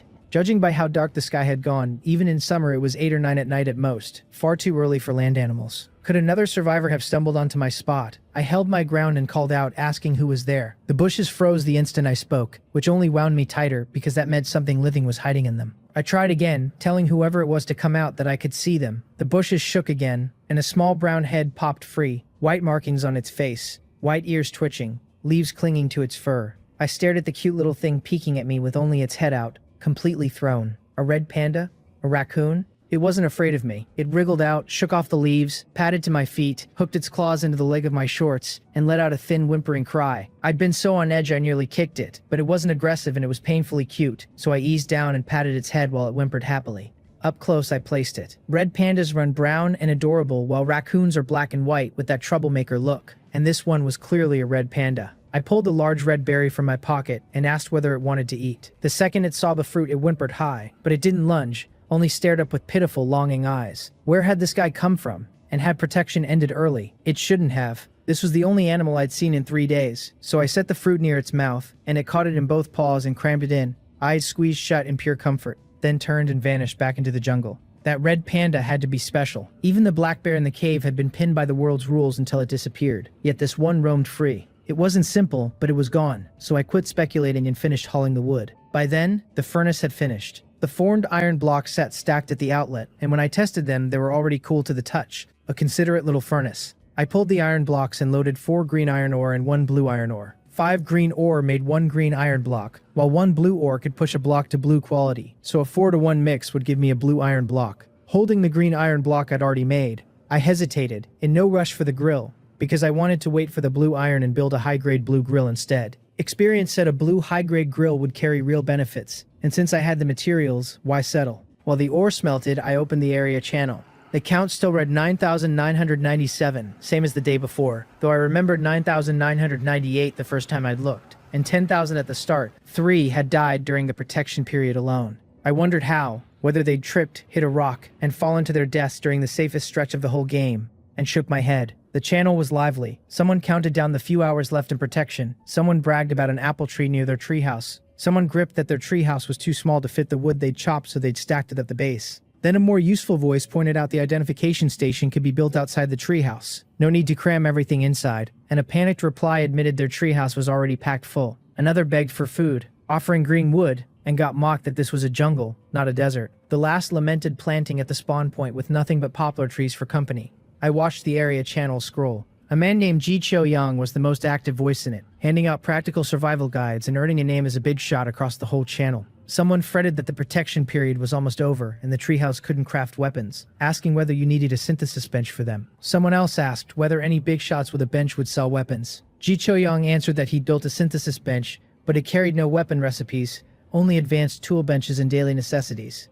I raised an eyebrow, so I wasn't the only lucky one able to assemble a synthesis bench that demanded 100 green materials. During the protection period, these 3 days were meant for novices to plant tree houses, and the surrounding resources were thin enough that gathering 100 green materials was punishing work. Even a cheater like me with discernment ability had to lean on a trade partner to pull together 2 kinds of green material. I'd combed my own bench blueprints too, and there were no weapons. The closest thing was the stone axe, which didn't even need the bench, and I had no idea how a stone axe would hold up against whatever was coming. My old axe had already shattered, so I used 1 blue stone and 1 blue wood with green materials to craft my second one. The panel named it a blue fine stone axe, able to fell trees of purple grade and below, tougher and sharper for the higher grade components. Durability 1000. A blue axe with 1000 durability that could drop purple trees. This thing would last. Which raised a thought, would it chop down my own treehouse, since by its grade the treehouse was a purple tree? I resisted the urge to test it and went back to the channel. Under a siege of pleading replies, Ji Cho-young had begun listing what his bench could make. Furnace, fireplace, torch, grill, and backpack. all craftable. The crowd swung instantly into demands, begging for help, insisting everyone had to unite, asking whether resources shouldn't be distributed equally. I stopped reading and gave a cold little laugh inside. In an environment like this, moral blackmail was guaranteed, and with the dangers still unknown, I had no intention of getting tangled in it. Ji Cho-young went quiet too, plainly done humoring them. Half an hour later, I pulled the freshly smelted blue iron blocks from the furnace and tossed the rest of my iron ore in. The panel called them iron blocks with the impurities cleared, said one used in an iron tool would raise the tool's grade, exactly like blue wood and blue stone. A grill took 3 iron blocks, so I built it from 2 green and 1 blue, the grill I'd been turning over in my mind for hours.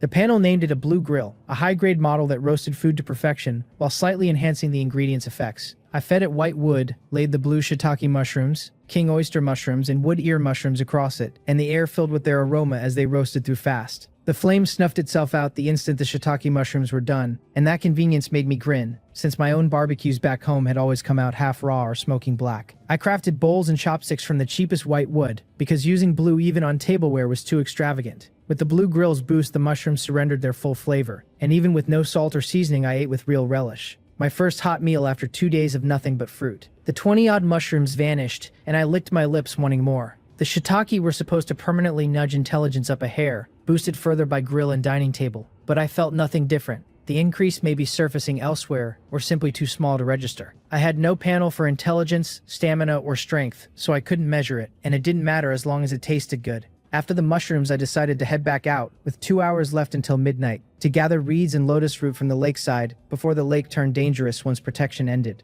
I'd grab some fish to grill too if I could, since the mushrooms had left me hungry for more. The night vision still had time on it, so I crept down and tiptoed to the lakeside, where the water lay clear under the moon, fish not only visible but glowing faintly green so I could pinpoint them. Without fishing tools though, catching them was no small skill, and after a long fight I came back with lotus roots and a handful of reeds, and nothing finned. Catching fish was genuinely a technical art. Soaked through, I messaged Lee Mun-hee asking whether she had more greenstone to trade, and she answered yes instantly, so I swapped 100 green wood for 100 greenstone blocks. She requested a video call right after, but I caught sight of myself, drenched, hair plastered to my forehead, rejected her, and said to wait. Then, playing the rich man, I quickly crafted a fireplace and set it beside the big screen. The room reeked of barbecue smoke I hadn't noticed from inside, and the fireplace pulled in smoke and toxic gas on its own, plus I was dripping wet and needed to dry off. I tossed in a piece of white wood, and the panel gave 15 minutes of burn, 3 times the furnace's rate for the same wood. Heat spread through the treehouse, the comfortable air turning a touch muggy, and in 10 minutes my clothes were dry and the odor gone.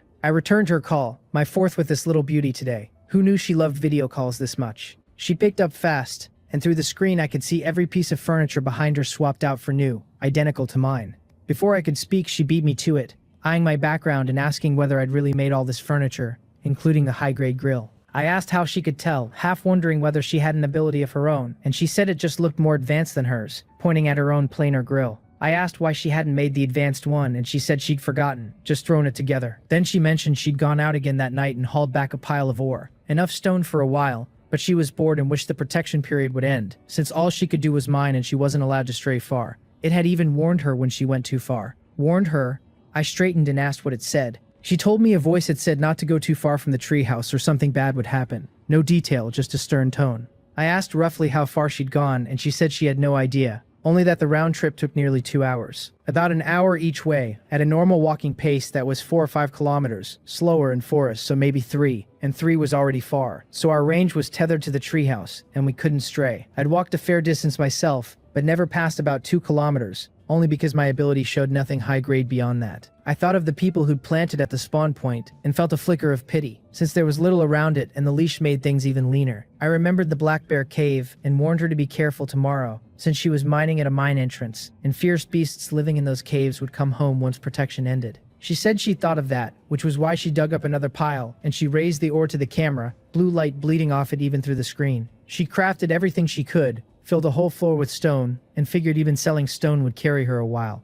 That eased me. This little beauty was my only source of blue ore right now. I'd found a cave of my own, but with a black bear inside, and who knew when I could fight a black bear. We swapped a little more, already acting like partners, then hung up. I moved my chair to the bedside. The night jungle ran cooler than the day, the dense banyan leaves outside blocking the wind even where they didn't block my view, the canopy swaying and rustling. The natural wind dragged sleep over me, and my consciousness blurred. Then the world announced that all survivors had cleared the novice protection phase and earned their tree houses, that from now on it would no longer protect us, that we should strive to survive. Phase 1 had begun, unlocking weapon and armor crafting. On this dark and terrifying night, it said, the beasts suppressed for 3 full days were stirring, and only by surviving the beast tide could we earn a true new life. The voice snapped me awake, the mechanical words tightening around my chest. Beasts stirring. Survive the night. Of course, the cruelty arrived, the instant protection lapsed. I looked out the window, and an owl with a wingspan near 2 meters swept past the edge of the canopy with a hoarse, piercing shriek that almost tore a cry out of me, bigger than any owl on Earth. The jungle had stopped being quiet. Bird calls and beast roars rising and falling as if starved giants caged for days had finally been loosed into an arena to vent their hunger.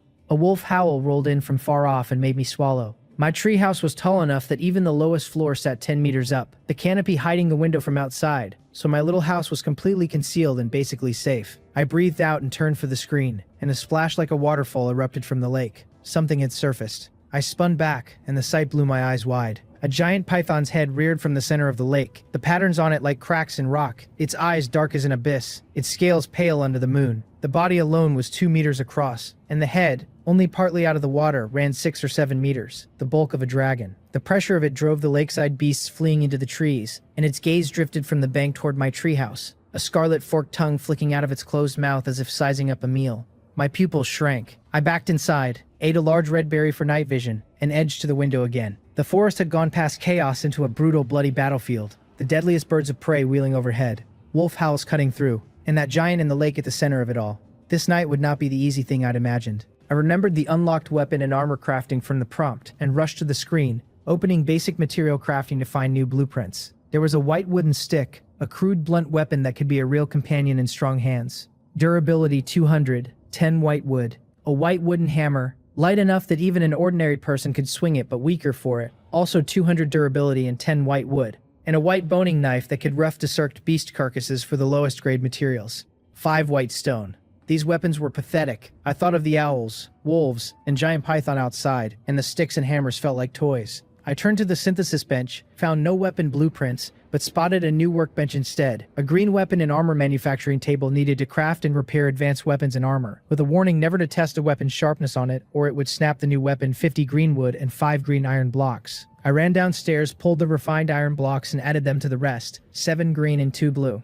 I tried slipping in blue wood and a blue iron block first, but the bench warned that advanced materials couldn't enhance the manufacturing table and asked whether to continue. Of course not. So advanced materials weren't omnipotent after all. I canceled, built the table from the plain materials, and set it beside the synthesis bench. It appeared with a loud bang, and I shot a guilty glance at the window, but the beasts hadn't been drawn by the noise, so I relaxed and started working it. The table's body was wood fitted with metal parts and tool components, giving it a hard metallic look, with a small illusory screen showing its blueprints. There was a green wooden bow, range only 30 meters, and low power but capable in a vital hit. Durability 200, 5 green wood and 1 animal tendon. A white wooden arrow, just a sharpened stick with no fletching to hurt accuracy. Recyclable 20 for 4 white wood. A green stone arrow with a stone head, wood shaft and feathers. A standard precision arrow, recyclable 20 for 2 green stone, 2 white wood, 2 green feathers. And a green stone spear, the most powerful stone weapon against beasts. Its sharp head able to wound, durability 200, 5 green wood,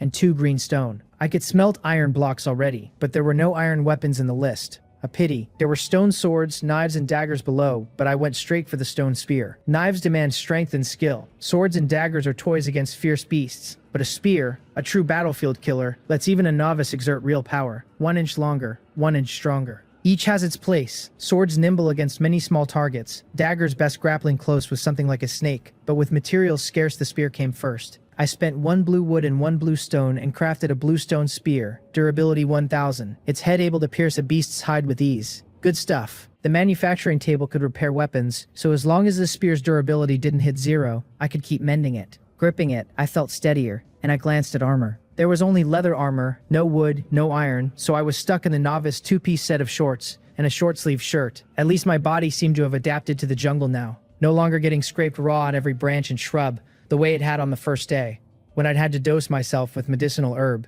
Iron gear probably needed unlocking. Spear in hand, I opened the area channel, and it was already bedlam. People screaming about the things outside, a tiger clawing at one window, a too big bird, someone snapping that science wouldn't save anyone from this world. a man wailing that wolves had surrounded his treehouse. I messaged Lee Mun-hee asking how it was on her end, typing on the touch keyboard rather than risk voice. She replied fast, clearly watching the channel too, saying all kinds of beasts were out, and it was a little scary but should be fine. Her treehouse high enough that they couldn't climb or find her, and figured I was the same. She'd skipped voice for fear of being heard. I told her it was safe enough, but a big snake kept staring at my treehouse and something felt wrong, and offered to trade wood for iron ore. She said she didn't need wood right now and asked for red berries instead. So I traded 3 red berries for 60 green iron blocks. The repeat customer rate, 20-1. I checked the trading platform and as expected there were still no green materials for sale. Never mind blue, since most people couldn't even cover themselves. I tossed the traded iron blocks into the furnace, which threw heat but no noise, so the beasts outside wouldn't hear. I actually wanted to fire arrows out of the treehouse, since I'd thrown stones down before and the canopy hadn't blocked them going out, only coming in, which meant arrows would clear it too. But a bow needed animal tendon, and tendon came only off corpses below, which left me stuck. With one beast down there, I might gamble on a blue weapon, but with too many roaming and no telling where one might lunge from, I wasn't risking my life. Then a black bear and a few wolves started fighting below. I watched them tear at each other, weighing whether I could slip down and scavenge a carcass, when a prompt sounded. The system was unlocking creator authority for the survival world. Again? My breath caught and excitement flared. The last unlock had failed but still handed me discernment ability, putting me leagues ahead from the start, so I wondered what this one would bring. It failed on the first attempt, then again, the panel ticking up through a 7th failed try, then opening partial creator authority for me. Map authority. A map loomed in my mind, some of it lit, most still black. The lit parts were everywhere I'd walked, an arc from the spawn point to the river, along the river, and a patch around the lake, with the Black Bear Cave, the lake, and my treehouse all clearly placed. The whole resource area glowing a hazy green, and across all of it, lit or dark, sat unevenly scattered red dots moving. Were these the beasts? I looked at 5 near my treehouse, 1 slightly larger ringed by 4 smaller, glanced outside, and sure enough a black bear stood surrounded by 4 wolves. Toward the lake's center, 1 red dot blazed like a sun amid a dense swarm of small ones. The giant python. I looked up at it, and my pupils shrank. It was still flicking its tongue toward my treehouse, its pitch black eyes seeming to meet mine, cold moonlight flashing in them, and dread crawled up my spine. Had it really spotted me? If so, I had no chance at all. Before I could finish the thought, it began to move, its bulk hauling out of the water, trailing curtains like a waterfall, washing the bloodstains off the bank. With the red berry's vision, I could see countless fish flung into the air and falling back. Its abyssal crimson maw gaped toward me, tongue flicking big enough to swallow the whole treehouse in one bite. Just as I gritted my teeth, heart slamming, the giant python wheeled and plunged under, its body arching across the surface and rolling like a vast wheel, tail surfacing and sinking until it vanished entirely, leaving only ripples. On the mental map, the blazing red dot faded and died, while the smaller dots kept swimming the lake's center, so I couldn't see it once it dove. That wasn't right, the small dots were still there. Maybe the lake was deep and connected elsewhere, and the python had gone somewhere else through it. I'd thought the center looked very deep the first time I saw it, and that fit, since how else could a beast that size hide and survive in a lake no bigger than a reservoir? Whatever the reason, at least it wasn't watching my treehouse anymore, and my nerves loosened a notch. This ability was powerful, marking enemy positions straight onto the map, practically X-ray vision. I found I could see red dots even in the black unexplored stretches, which meant I'd never have to fear an ambush while scouting new ground. I looked back at my treehouse and counted 1 fewer red dot nearby, and something clicked. I looked down. 1 wolf already lay dead under the bear's claws, the other 3 circling wounded and growling low. The black bear had won but paid for it, its body raked with bloody gouges, 1 eye clawed out, a true blind bear now. After a standoff of about 5 minutes, both sides seeming to grasp they'd only cripple each other for nothing, a wolf howled and the 3 slunk back, then turned and ran. I checked the map. With the fight done, no red dots remained near my treehouse, but that 1 bear, which had its back to me, savoring its hard-won dinner. I admitted I was tempted. This black bear was very likely the one from the Black Bear Cave. Bears are solitary, only mothers living with cubs until those cubs grow and split off, so a cave usually holds just 1 adult. If this was that bear, killing it here would erase a hidden danger. I gripped the spear and decided to chance it. The bear sat right under the canopy, which meant I could use the treehouse's trick and drop on it from above to stab it dead. No sooner thought than done. To keep my head sharp, I ate a blue orange, and the fatigue and lingering sleep swept away in an instant. I drew a deep breath, reached my free left hand toward the disc that served as the door, and tightened my grip on the spear. Passing through the wriggling door with the banyan's aerial roots wrapped around my waist, I aimed the spear tip down at the back of the feeding bear's head and counted off in silence. 3, 2, 1. I felt the roots loosen and dropped it near freefall, the weightlessness throwing me back to bungee jumps in my old world. Except I had no mood to enjoy it. Eyes locked on the bear, spear clenched. The bear back to me, had no idea death was falling from the sky. The spear drove into the back of its head with a wet crunch, blood spraying, the bear collapsing on the spot without a chance to struggle. My first hunt, a success, and a black bear at that. The spear had punched clean through the bear's skull into the half-eaten wolf carcass in front of it, killing it instantly. Just before I hit the ground, I cinched the aerial roots tight around my waist, and apart from being squeezed to the edge of nausea, I came through unhurt. I gasped, a mix of reluctance and excitement in me. As a city kid, this was the first animal I'd killed with my own hands beyond insects, so the discomfort was natural, but the thrill of the whole sequence had my adrenaline roaring. Sorry, Black Bear. I really needed your materials. I wiped the blood off my face, worked the aerial roots to lift both the bear and the half-eaten wolf up to the first floor, since I didn't want bloody things on the third floor where I slept. The first floor was piled with wood but had room for 2 carcasses, hard as it was to fill 100 square meters.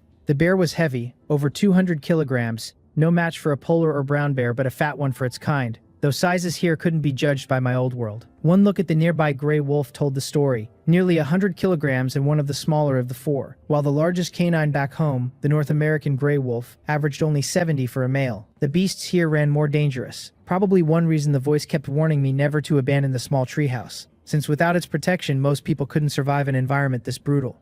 I went to the synthesis bench for a boning knife. The white recipe wanted 5 white stone, so I used 4 green and 1 blue and crafted a blue boning knife. Durability 1000, able to quickly break down carcasses with a chance at blue grade and below materials. Always use the best tools. A sharp blade makes light work. Holding the boning knife, I got to work. I'd never dissected an animal, but the knife was thoughtful. Instructions on where to cut surfacing in my mind the moment I held it. And with its effortless sharpness, I finished the bear and the wolf fast. The notification came late, listing 1 green complete bear hide, 1 white broken wolf hide, 200 kilograms of green bear meat, 80 of green wolf meat, 1 green bear paw and 1 blue bear paw, 2 green bear bones, and 2 green wolf bones. A blue bear paw lit my eyes up. The panel called it a high-grade ingredient, an astonishing delicacy cooked right, able to slightly and permanently raise the eater's strength. The strength ingredient I'd been waiting for. I'd always been insecure about my strength, and in a place like this I couldn't pour energy into physical training, so this was the perfect fix. The rest was mostly ordinary, hides, bones, and meat,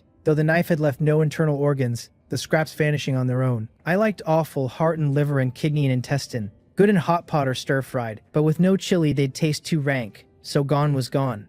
Strange there was no animal tendon though. Maybe the materials came on probability and I'd had bad luck. Frustrating, but the urgent task now was the backpack, since I had bear hide and wolf hide. The backpack needed 1 green beast hide and 3 white ropes, and ropes crafted at the synthesis bench from lakeside reeds, so with a complete bear hide in hand I was set. I twisted the reeds into rope and built the backpack, a green model with 10 slots, each holding a quantity set by the material type, reducing weight to 20% of the original. A small, compact thing that didn't hinder movement at all on my back. I tried 100 units of wood and it filled 1 slot at a fifth the weight, 50 kilograms feeling like 10. This was comfortable. With a backpack I suddenly itched to explore again. Plenty of beasts had died in the melee outside, and salvaging a few corpses now would be a windfall. The bear's 200 kilograms feeling like 40 in the pack, well within my limits. On the map the red dots had thinned out, the dead and fled and injured gone. The small sun in the lake not back. I studied the window. I'd only cleared the trees right under my canopy and left the surrounding ones so my banyan wouldn't stand out, so I could only peer down through gaps in the poplar leaves, which were thinner than my banyans. Here and there I caught fragmented beast corpses, most already gnawed, living beasts feasting beside each one. Of course these starving things wouldn't pass up a feast, so salvaging now would only net broken carcasses like the wolf I brought up, dissecting them down to white broken hide and gnawed meat, with almost no shot at another bear paw.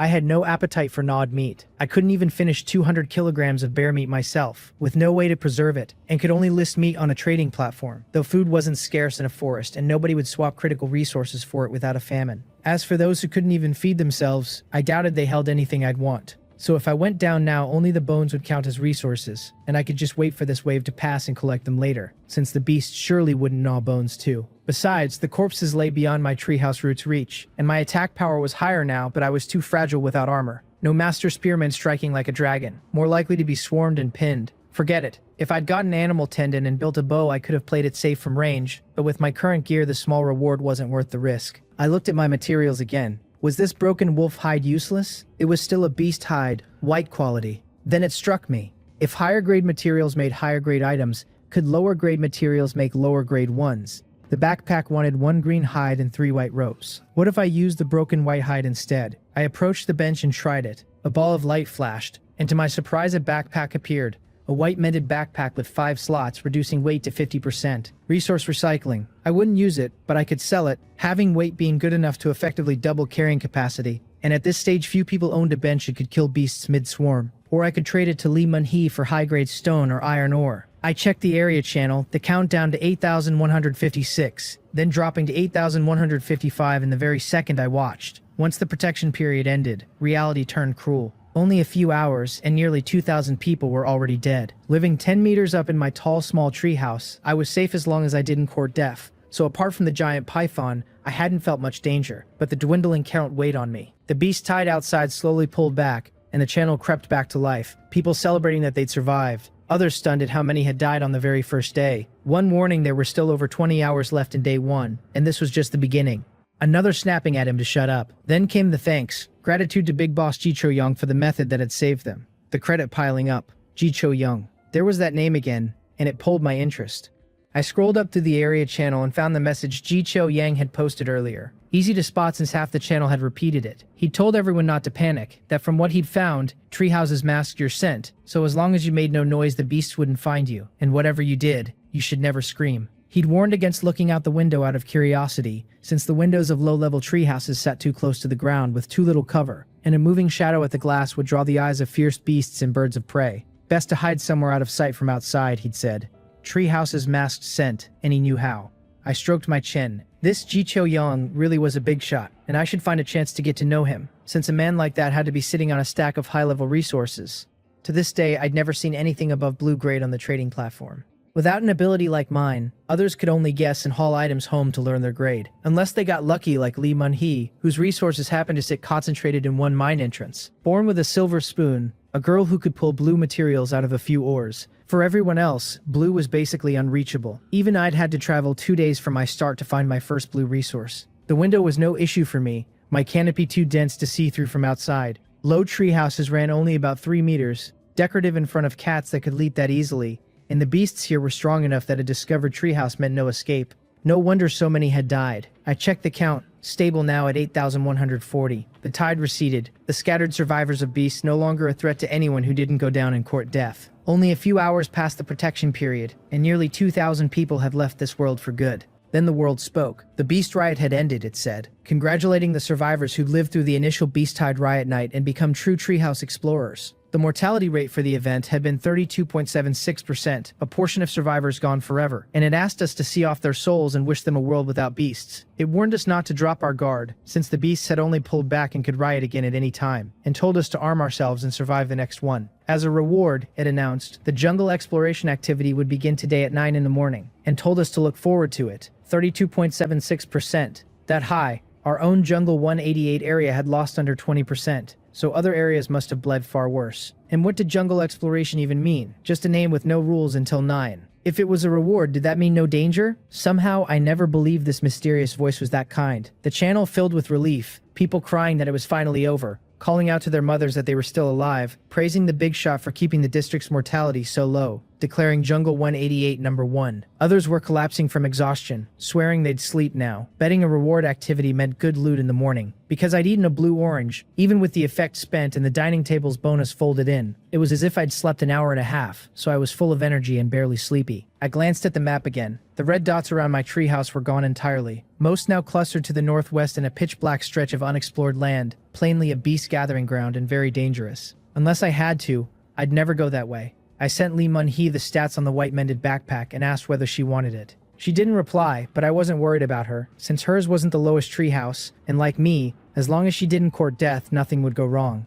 Seeing no answer, I ate another orange and a large red berry and got ready to go scavenge. Others wouldn't dare go out now, fearing leftover beasts, but with the map I wasn't afraid, since I knew nothing was near me. The banyan roots carried me down, and the first thing I saw was the blue apple tree by my treehouse, grown in a single day into a sapling 2 fingers thick. The fence around it had done its job and reached the end of it, tilted and broken from impacts, but the apple tree itself was untouched. The ground was a mess of bloodstains and fur from the beasts fighting. Even feathers from the birds of prey, faintly glowing green. I picked one up, and the panel called it a green owl feather, dropped in a struggle, blood still faint on it. A raw material for stone arrows, so I dropped it in my backpack. A bow still needed animal tendon, which I hadn't gotten off the bear or the wolf. Couldn't it be pulled from those two, only from specific animals? Or was it just probability and bad luck? Or had I severed the tendons by accident with my own clumsy cuts? Without any long-range option, I always felt like something was missing. To my surprise, there were no beast corpses in the woods, not even leftover bones, only the wrecked bushes and bloodstains proving a battle had happened. Of course, the world wouldn't leave survivors a free corpse gift pack to exploit. After walking a long while, I came away with only 4 shed owl feathers. Then a rustle came from the nearby bushes again. I tensed and pointed the spear toward it, the map surfacing in my mind, but to my surprise, there were no red dots around me. Something wrong with the map? I went instantly nervous, because if it couldn't mark every beast, its protection was badly weakened, and some fierce beasts, especially the big cats at the top of the chain, hunted on sudden burst of speed. Just as I locked in fully on guard, a small brown head popped out of the bushes, white ears twitching. This felt familiar. It was the red panda from before. I relaxed and greeted it. Of course the map hadn't caught it, since it was special from the start, able to move even before protection ended, and it bore me no ill will, so there was no need for caution. I couldn't rule out aggressive beasts with the same trick, but if I ever met one with cheats like that, I could only blame my luck. The red panda crawled out of the wrecked bushes and did the same thing as last time, grabbing the leg of my shorts and whimpering, its fluffy tail sweeping leaves behind it. I understood, pulled a large red berry from my backpack, and asked whether it wanted to eat. It nodded, whimpering. "You can understand me?" I was startled. It tilted its head and made a soft questioning sound, so I told it that in that case I wouldn't give it any. It panicked at once, clamping onto my leg and refusing to let go, its little eyes pure pleading, that big brown and white tail swishing. It really could understand me. I handed over the berry, and it took it in both paws, licked it twice, crammed it in, and let out a satisfied cry. So this high-grade fruit didn't just have special functions for survivors, the beasts loved it too. There was another large red berry bush across the lake, spotted 2 days back but left unpicked for fear it would spoil. Though this little guy clearly didn't know that, since it had come begging 2 days straight. 2 days of watching had taught me blue fruits didn't rot like ordinary ones. The one I'd picked still cool and unchanged even at noon in 35-degree heat. I'd go harvest that other bush in a while. After eating, the red panda stood upright like a person and licked its paws. And just as it turned to bolt like the day before, I snatched it by the scruff and lifted it to eye level. It didn't hurt and it didn't struggle, only tilted its head as if wondering why this 2-legged beast was holding it up. Probably won over by 2 feedings. I asked how it felt about following me from now on. One of those berries every day, and seeing no resistance, I stopped holding the scruff and cradled it in my arms, stroking the soft black fur on its belly. This was no ordinary red panda. Every land creature, rabbit to black bear, except some fish and shrimp and harmless insects treated as scenery, had been locked in a dark room by the world. Yet this one roamed free. It seemed highly intelligent, understood my words, and couldn't be caught by my creator authority. It was strange enough that it might tie into the secrets of this world, maybe even into whether I could ever get home. It snuggled into my arms, finding the embrace comfortable, with no intention of leaving, then stuck out a small paw and gestured to 2. Was it haggling with me? I looked at it like I'd found something fascinating, and when its tail kept brushing and tickling my arm, I grabbed the mischievous thing and told it room and board were included. 1 red berry a day, and if it helped me out, I had other fruits of the same grade. Its ears perked at that, and it licked its lips with a pink tongue, broke free of my arms, climbed onto one shoulder and draped its big tail over the other. It had agreed for now, so I smiled and stroked its head, and it rubbed my palm, then lay on my shoulder and closed its eyes to rest. A solid haul for one trip, a red panda that seemed to ignore the world's rules. Even setting that aside, a cute pet was a huge win, and who could refuse one that understood human speech in a place where you couldn't see another soul from dawn to dark? I decided to go harvest that red berry bush I'd seen. One bush bore at least 30 berries, a month of rations for this little guy, though I didn't know whether it would revolt watching me strip so many in front of it. I remembered the spot exactly and got there fast, but to my surprise the red panda on my shoulder had no interest in the berries on the bush, opening its eyes a moment, then closing them again. I asked why it had no reaction to its favorite blue-red berry, and it looked at me confused, then at the bush, scratched its head with a paw in that human way, jumped down, picked one, stuffed it in its mouth, and shook its head with a complaining cry. I was lost and scratched my own head. Were these berries somehow not the same? I figured I'd pick them anyway, since if it wouldn't eat them, I would. The instant I picked the first one, the red panda's eyes flew open and it cried out, staring at the berry in my hand. Didn't it just refuse? To test a hunch, I held the picked berry to its mouth, and it ate it in one bite, squinting happily, then refused the fruit still on the branch when I asked, but nodded the moment I picked another. I dropped that one in my backpack and reminded it we'd agreed on 1 a day, and it had already had 2. It clawed at the backpack, couldn't open it, then licked my cheek to soften me, but I didn't budge, because that much would eat me into poverty. A theory was forming. I'd wondered from the start why high-grade plants looked no different from low-grade ones. Maybe to this world's original inhabitants these plants were nothing special, simply granted new attributes by this so-called survival game. Attributes that only manifested once a survivor brought here by the mysterious force cutter harvested the plant. Otherwise it stayed an ordinary red berry. The mechanism might be about balance, since blue resources were so scarce that if they were this irresistible to beasts, the birds alone would devour every fruit and leave nothing for us. Thinking it through, I felt the truth of this world ran far less simple and brutal than I'd imagined. The voice in my mind might be an outsider here too, and maybe all of us, this world included, were just lab rats in a testing ground. I shook off the thought. This wasn't something for my stage to chew on, since survival came first. While I gathered, the little guy on my shoulder watched me with a resentful stare, as if to say I had so many and gave it only one a day. The stingy man. The bush yielded another 32 berries, and since it had already eaten 2, I kept exactly 30, all into one backpack slot. After that, I decided to head back. 4 or 5 in the morning by now, the edge of the sky already glowing with the rising sun. Dawn close. The morning activity wouldn't start until 9, and though my mind felt fine after the orange, I could feel the exhaustion deep in my body. Time to rest. I reached the base of the treehouse, and under the little guy's amazed gaze, climbed up with the root around my waist. Inside, it jumped off my shoulder and tore around exploring everything, chirping, full of curiosity, since it usually slept in a tree hollow and had never seen one this big. I warned it not to touch anything while I swept all the blue food in the room into my backpack, just in case it stole some behind my back. Busy all night, I was starving. I rubbed my flat stomach, thought of the bear meat and that blue bear paw, and could have drooled.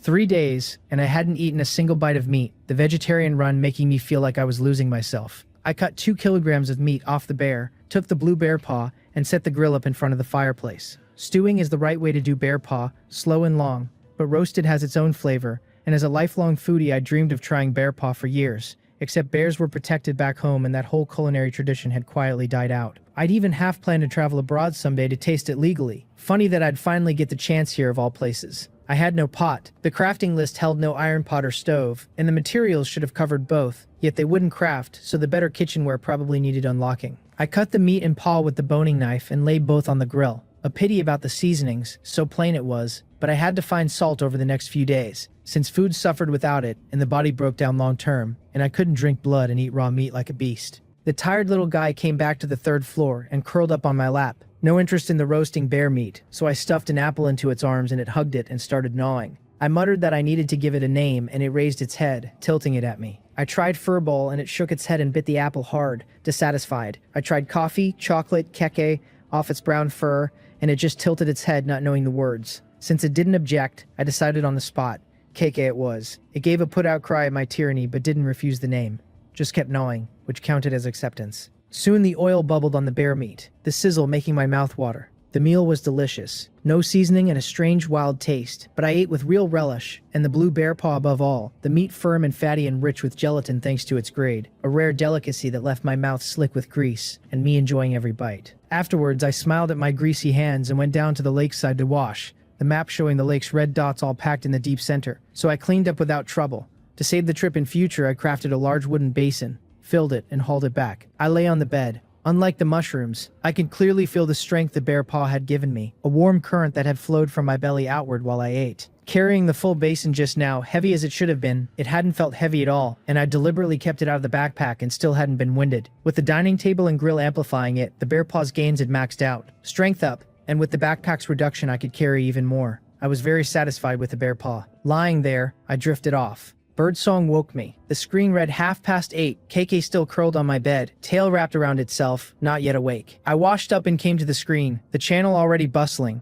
people counting down the 20 minutes, excited at the name, others warning not to get happy too early after last night's nightmare. Someone proposing teams. Lee Moon-hee had replied too, asking how I had a backpack when she'd walked a long time after the tide and found no corpses, whether I'd killed the beasts, and why the pack was white when the list said green. Sent at 7, so she'd stayed up late yet risen early. And guessing I wasn't up, this caller and video lover had left just the one line. She was bold. I'd only dared go down because the map showed me where the beasts were, and without it I wouldn't have risked it right after the tide. I told her I'd gotten lucky and killed one that was feeding, made the backpack from the broken skin of the animal being eaten, and asked whether she wanted to trade for some bluestone and iron ore. She fired off a video call almost instantly. Why did she love these so much? Luckily I'd already washed up, so I answered. She marveled that I'd really killed a beast, that it was incredible, that I'd dared go out in that situation. There was that vibrant voice again, and on the screen she wore the novice 2-piece set, her figure and long, fair legs on full display, making my eyebrows twitch. So unguarded this early, a full-body shot right off the bat. The novice set actually looked pretty good. I said I'd just gotten lucky, that the two beasts hurt each other and I reaped the benefits, and asked again whether she wanted the backpack for some blue supplies. She put her hands on her hips, dissatisfied, asking whether I really meant to trade a white backpack for her blue supplies, pointing out the protection period was over, the beasts were out, and there were ways to get beast hide now. So was that price fair? She was clearly interested but balked at the cost. I told her not to forget today's jungle exploration activity, which would surely turn up resources the last 3 days hadn't, and asked whether she really wanted to carry it all by hand like before. I knew the backpack's real value wasn't just weight, it was freeing your hands to stuff large items into a small pack. She knit her brows, still feeling it was too expensive. She had plenty of bluestone and ore, but she'd gone down to check her mine tunnel and heard an animal snoring not far in. So until she could drive off or kill the beast in there, her blue resources were finite. Everyone spent one less. She protested that I was taking advantage of the situation, that there'd be loads of these white backpacks once today ended, since if everyone couldn't beat lions and tigers, they could at least beat rabbits. I offered a sweeter deal, 2 blue stone, 2 blue iron ore, the backpack hers, plus a red berry and 2 kilograms of bear meat. She gasped that I'd actually killed a bear. After last night's tide, there were always strong people who got things, and even without a bench, they could make sticks and hammers, the lowest blunt weapons which in strong hands might not lag far behind my stone spear. The trading platform was no longer the desert it had been, some people already listing meat, so I listed the gnawed wolf meat too for green or blue resources. Still no backpacks or beast hides for sale, since anyone with a bench would build a pack for themselves first, and those without wouldn't sell materials they'd just seen for the first time.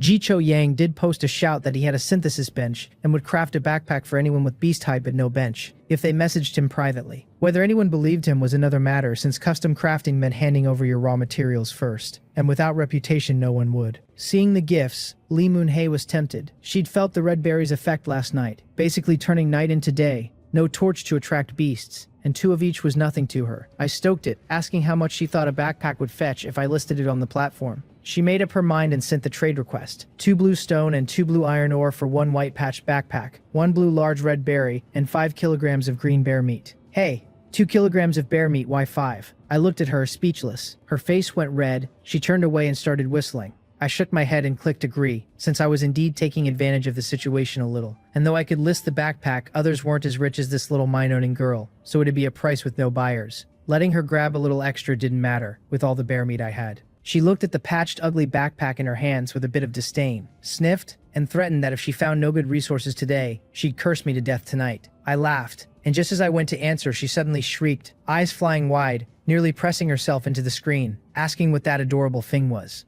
I looked down. Keke had climbed onto my lap, rubbing its eyes with its paws, not fully awake, and Lee Mun-hee's scream had startled it into a whimper and a blank stare at the screen. She stammered that I'd actually kept a red panda, dizzy with envy, my huge treehouse only impressing her for a moment, but this driving her wild. I corrected her that it was a red panda, lifted Keke, grabbed its little arm, waved it, and told it to say goodbye to the big sister, getting ready to hang up. She started to protest, but the call cut off. It was almost 9, and I didn't want to explain a pile of things to her again. On her end, Lee Moon-hae blinked at the exited video, then a surge of anger rose, since no one had ever hung up on her like that. And that little thing was just too cute. She was about to call back, when the voice rang out. The voice welcomed all survivors to the first reward activity, the jungle exploration activity, and asked us to listen carefully as it laid out the content. Within a 3-kilometer radius of each person's treehouse, it said, sat 3 hidden treasure chests, bronze, silver, and gold, each holding limited resources obtainable nowhere else. The bronze chest opened directly, the key to the silver chest waited inside the bronze,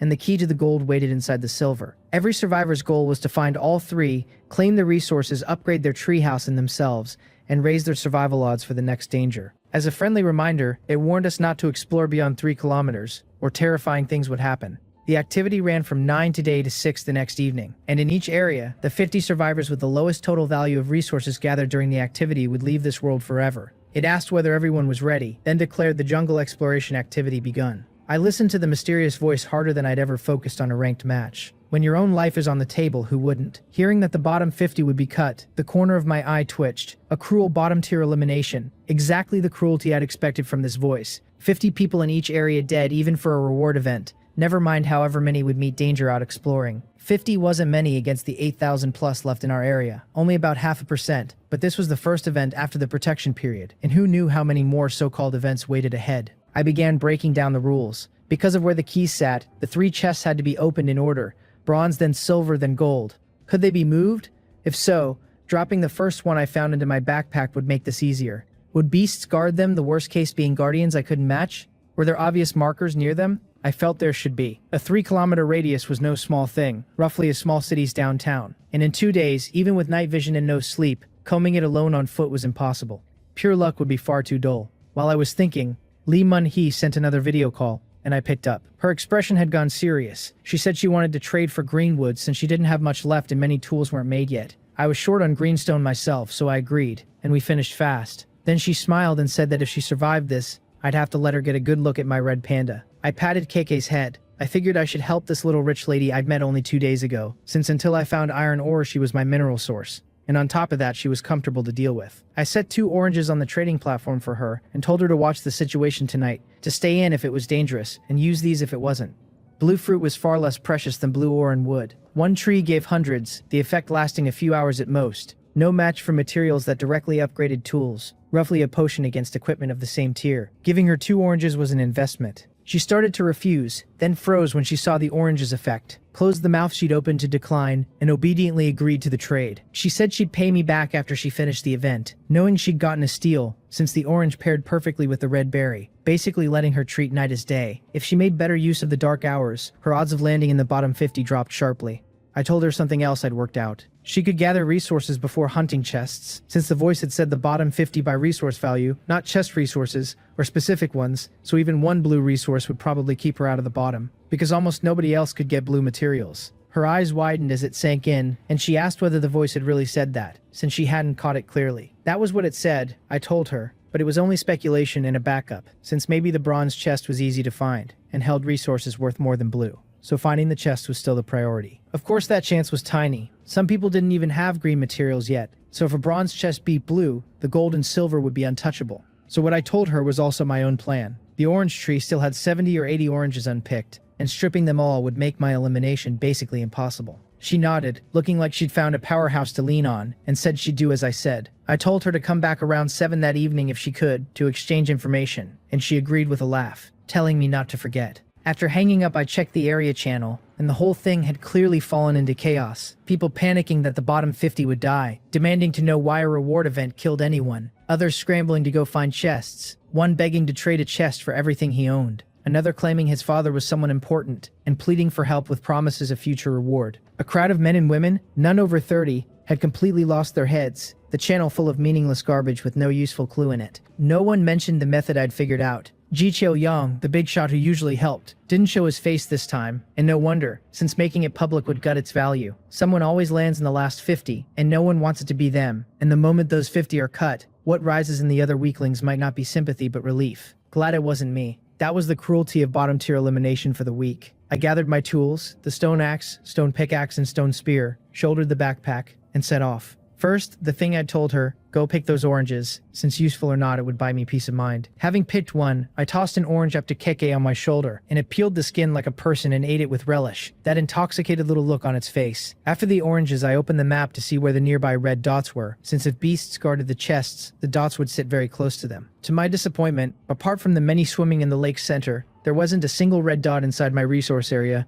most still clustered to the northwest. That was a region of hills, undulating ones I could see from my treehouse, but far away, certainly more than 3 kilometers, so the chests wouldn't be there. So, where on earth could they be? I pondered it. Whatever, time to move, and maybe my discernment ability would just show them to me. I wasn't in much of a hurry now. The orange tree sat about a kilometer from the treehouse, so I planned to check the outer edge of the 3-kilometer radius first. The whole resource area was only a small circle, 2 kilometers across, a kilometer in radius, and my treehouse perched at its very edge, which meant my exploration range completely swallowed the resource area with a large stretch of ordinary land left over.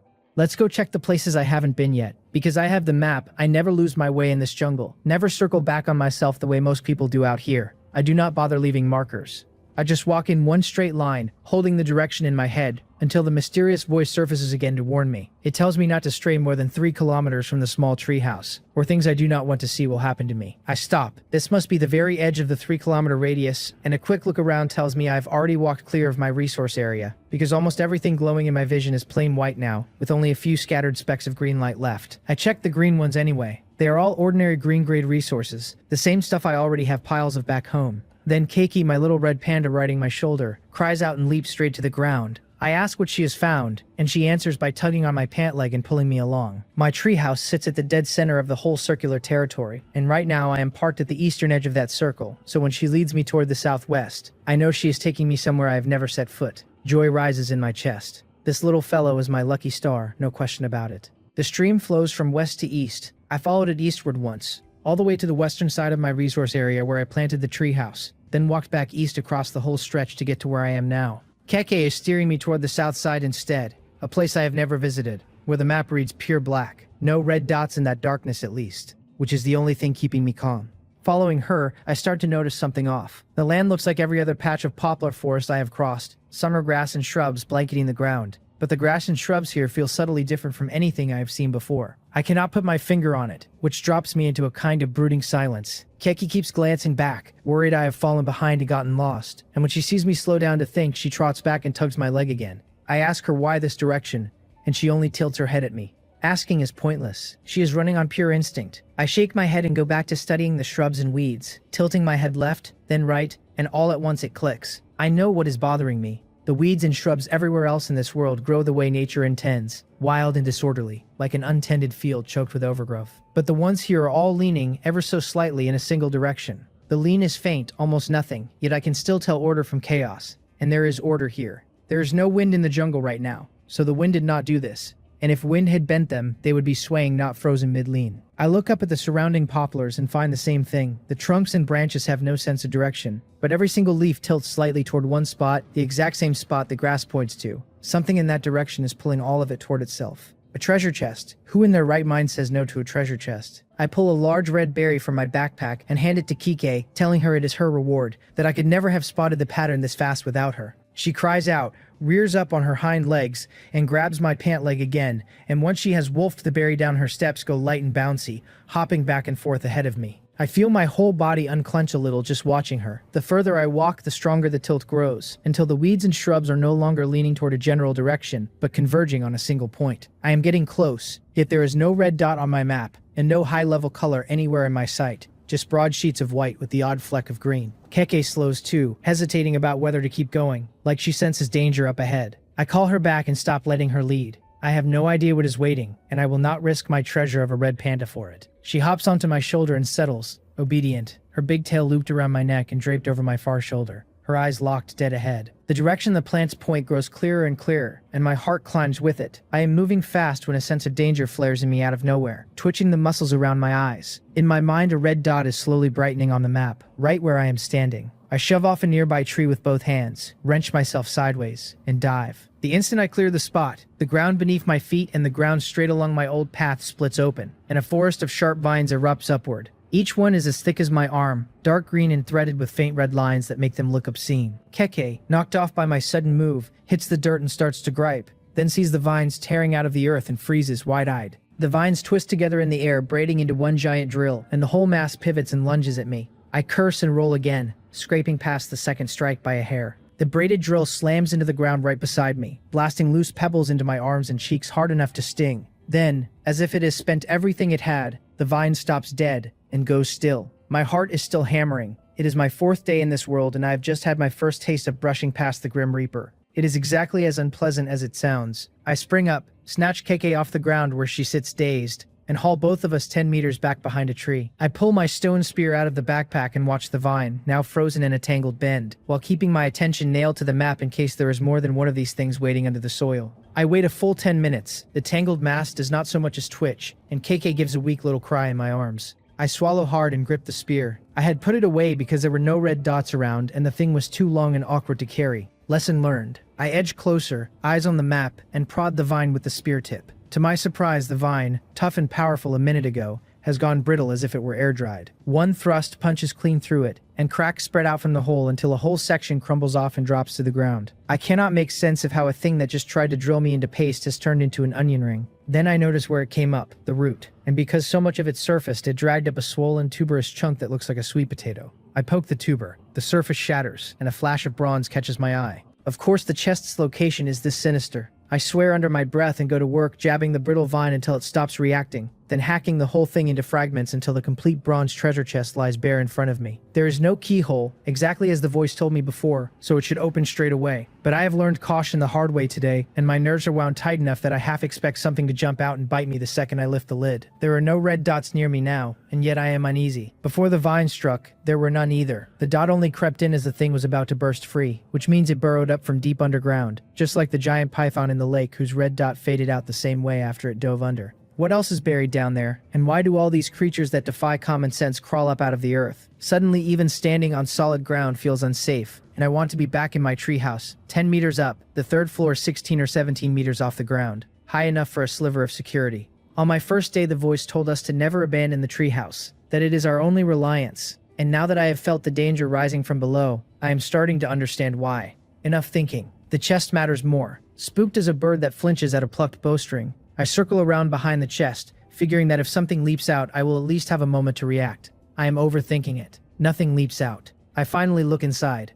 At the very top sits a bag of something that looks like fertilizer. I touch it, and my item identification reads it out. Natural organic fertilizer. Green grade. A fertilizer that turns barren white land into ordinary green land, and sprinkled on green soil, speeds up plant growth. 50 portions remaining. Fertilizer that changes the fertility of the land itself. Every survivor who planted a treehouse on garbage soil is saved by this, since soil cannot be traded and this is probably their only way to fix it. The growth acceleration part does not interest me much, so I drop the bag into my backpack, and the items underneath surface. 2 bags of seeds. The item identification tells me the first is a birch tree seed, 10 days to harvest. Felling it yields fine wood, and the second is a pine tree seed, also 10 days. Felling it yields round wood. New tree species, new kinds of wood, new resources. I am glad I found this chest. The voice warned the items inside are limited, and if I miss them I lose the ability to obtain these resources, or am stuck buying them off other people. Paired with the fertilizer, I can grow fresh materials fast. Considerate of the chest really, to stock things that all work together.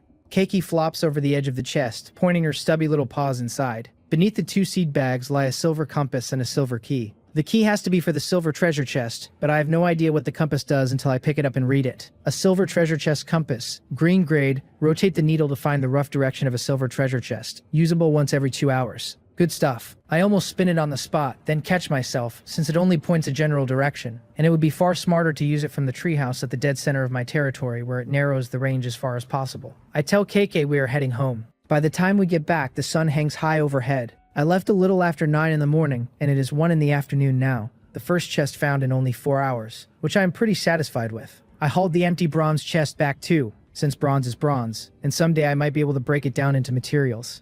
Sitting in my chair, I set the silver compass on the table and flick the needle. It is heavier than I expect, and instead of slowing down gently, it spins faster and faster, then gives a crisp little chime and finally begins to wind down. At last it settles, pointing west of the treehouse. That is the exact direction I just came from. West is the stream. The needle points back the way the stream flows from, which means the silver chest is likely sitting somewhere along the path I took when I first arrived. I wonder if it is in the Black Bear Cave. I study the compass and think it over, because when I came in from my spawn point I looked the surroundings over carefully, and apart from that one Black Bear Cave along the way, nothing seemed special. Then again, you cannot reason about a chest's location like a normal person. Who could have guessed the bronze one would be buried inside the root of a vine? That spot was treacherous enough that without my ability I might have walked straight into the trap, and even if it had not killed me it would have left me hurt. So the silver chest will not be in an ordinary place either, and I have to watch every step. I decide to check the Black Bear Cave first, and wonder, idly, whether there is still a bear in it. The skin of the black bear I killed is now the backpack on my back. I open the map and look, and there is no red dot in the cave right now. Maybe my bear really was the one that lived there, which would suit me fine, because last time I only managed to stab a wounded defenseless bear to death, with the treehouse helping me. Face one head-on with a cold weapon and I am nothing but bear dung. If it is still alive, I will have to outthink it. Keiki lies on the table batting the compass needle with her paws, but it has gone into cooldown and will not work for 2 hours, so it just turns listlessly under her taps like a clock with a stripped gear. I open the regional channel. The head count has already dropped under 8,000. Only 7,987 people left, and I remember it reading 8,140 when I glanced at it this morning. So 150 people died this quickly. It rattles me. Most of them were probably killed by the monsters guarding their chests, and some may have drawn not a bronze chest but a gold or silver one, with guardians far nastier than my vine. The so-called elimination of the bottom rank was just a trick to pry survivors out of their treehouses. The real danger is the monsters on the chests. I get more careful. I have no intention of dying to an ambush. Someone in the regional channel is saying the same thing. The narrator in me reads it all as it scrolls. One person asks if anyone has made it back. Another answers that they have, that they got a bronze chest, that a snake thick as a bowl burst from the ground and wrapped them up and nearly strangled them to death before a wooden stick happened to wedge in its mouth, and that the snake shattered on its own after a few seconds, leaving a bronze chest in the hole it had crawled from. They swear they are not going back out, that one chest is enough. Someone asks a third person whether they got a chest too, and that person says they have not even left, that a beast bit off one of their legs and they are just waiting to die, that they will die either way, and that maybe the bottom 50 are drawn at random from everyone who returns empty-handed. A scatter of replies follows, telling them they have a good attitude, offering condolences, joking about waiting to die together. I watch the conversation in silence. Some people survived the beast tie but took wounds bad enough that they cannot move, which is why they sit in place and resign themselves to fate. And that is a warning to me too, since a serious injury means elimination at the next event. From the words of the one who got a chest, it sounds like everyone faced a different danger but found roughly the same contents inside the bronze chests. I had hoped to mine the channel for useful intel, but with every location and every guardian different, there is nothing here worth referencing. To keep myself from dozing off in the afternoon, I eat an orange, stash a few of the ones I picked this morning in my backpack, leave the rest in the treehouse, and toss one to KK. She eats it with enormous enthusiasm. I warn her not to drip orange juice on my shoulder, and she just chirps at me. I follow the stream upstream, a path I have walked many times, first before I planted the treehouse, then to gather green pebbles from the water, and I picked up a green stone block in the Black Bear Cave on top of that. Back and forth. I never noticed anything strange about this stretch on any of those trips. Most likely the silver chest appeared suddenly, the way the bronze one did. And maybe, like the leaning weeds before, the surroundings here will give me a sign, so I keep watch for any subtle changes I go. When the Black Bear Cave comes into view, I realize I have been walking in tight, total concentration for a long stretch and have already arrived. No red dot on the map, so for now there is no bear inside. Black bears travel day and night, so I cannot know whether this one simply has not come home yet or has already been turned into the backpack on my back. But caution never hurts. I keep my mind fixed on the map, my eyes on the cave's interior, and step inside on light feet. That strange wind sound rings in my ears again. There has to be a large hollow space under this cave, something like a karst cavern, and the air moving through it makes the sound, which means this might be the place to glimpse the tip of the iceberg of an underground world. The idea is nice, but I feel along the entire cave and cannot find even a small opening that connects anywhere, and the wind sound echoes from everywhere at once, so I cannot trace its source. Maybe there is no visible stone cavern at all, and I would have to knock an opening through with a pickaxe. But is this really where the silver chest is buried? The wind sound has been here since my first day, and by my own reasoning, the silver chest should be a fresh change to the surroundings, not a noise that has always existed. On top of that, my treasure-hunting red panda is showing zero reaction on my shoulder. In fact, she is snoring. This little fellow really is sleepy. I shake my head and decide to treat the wind sound as a backup, searching the river again first. And if I come up empty, I will wait for the compass to cool down and reset the direction. I walk back out and continue upstream along the bank, and very quickly the reminder fires. The one warning me not to leave the treehouse by more than 3 kilometers or something I do not want to see will happen. I have hit the boundary again. I am at the boundary but in no rush to turn back. I would never be dumb enough to step past the 3-kilometer line, yet I am still curious why I cannot leave the range at all. Is it that the treehouse can only protect us within a 3-kilometer radius? Within that radius, apart from the red dot at the center of the lake, there are no beasts left. And I wonder if that too is the treehouse is doing, or the mysterious voice's intent. I have a guess forming, but it is not fully shaped yet. I cast a long look at the ground past the boundary, the direction I came in from, which I crossed perfectly unharmed before, and can no longer return through. Then, it was the newbie protection period keeping me safe. Now it is the treehouse. I stopped chewing on it. Nearly 2 hours have passed, so I walk back to the Black Bear Cave, and standing at its mouth I use the compass a second time. Another crisp chime, and the needle settles pointing opposite the cave, toward the far side of the stream. The chest is across the water then, and I will have to cross. The stream is easy enough, not deep at all, and even here in the widened downstream stretch, the deepest part is only 30 or 40 centimeters. I am about to step in when I stop cold. What if the monster is not on the far bank, but right in the water? Walk in like that and I would be walking to my death, because 40 centimeters is shallow but more than enough to drag at my legs and slow me to a crawl. I rub Keke's head roughly to wake her. She chirps her displeasure at being roused so violently. I lift her off my shoulder, hold her facing the stream, and ask her to feel for anything wrong in the water, since she found the last chest by scent and her intuition has earned my trust. She tilts her head, still groggy at being yanked out to work, then hops down, dips a paw into the water, turns, and shakes her head at me with a soft cry. Nothing. I frown, wondering if I am overthinking it, since neither Keke nor the map gives any warning.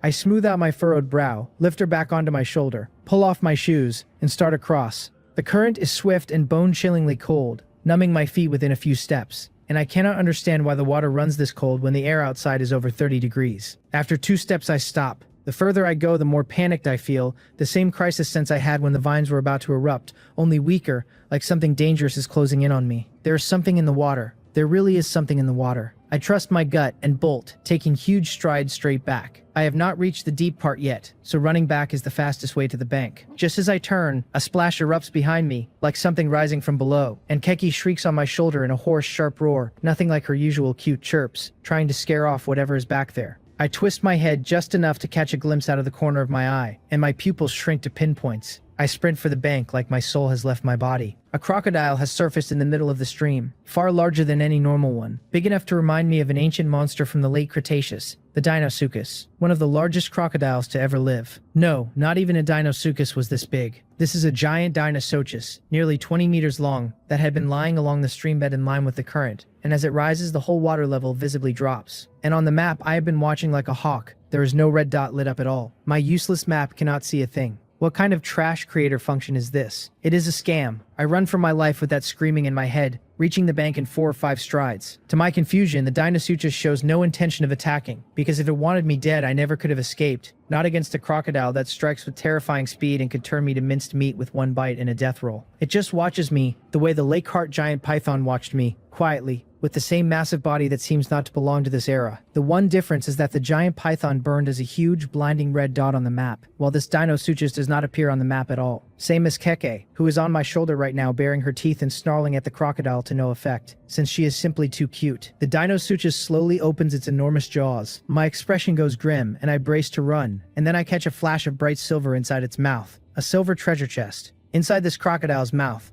I ask out loud whether we can please not play games like this. Keiki chirps a question beside my ear. The Deinosuchus tosses its head and flings the silver chest onto the bank, where it lands at my feet with a heavy thud. Then it closes its mouth, glances at me with eyes tiny against its body, and under my wary, baffled stare sinks back to the stream bed, settling right back where it was rather than leaving. It was lying there the whole time, probably from the very first time I passed by here. It has to be a special existence like Keke, unbound by this world's rules. However little malice it showed, it is still a crocodile. Its demonic shape and sharp teeth enough to make me shudder, but for now it means me no harm, and I look at the chest at my feet feeling like I am dreaming. I have somehow walked away with a silver treasure chest, and its location is just insane.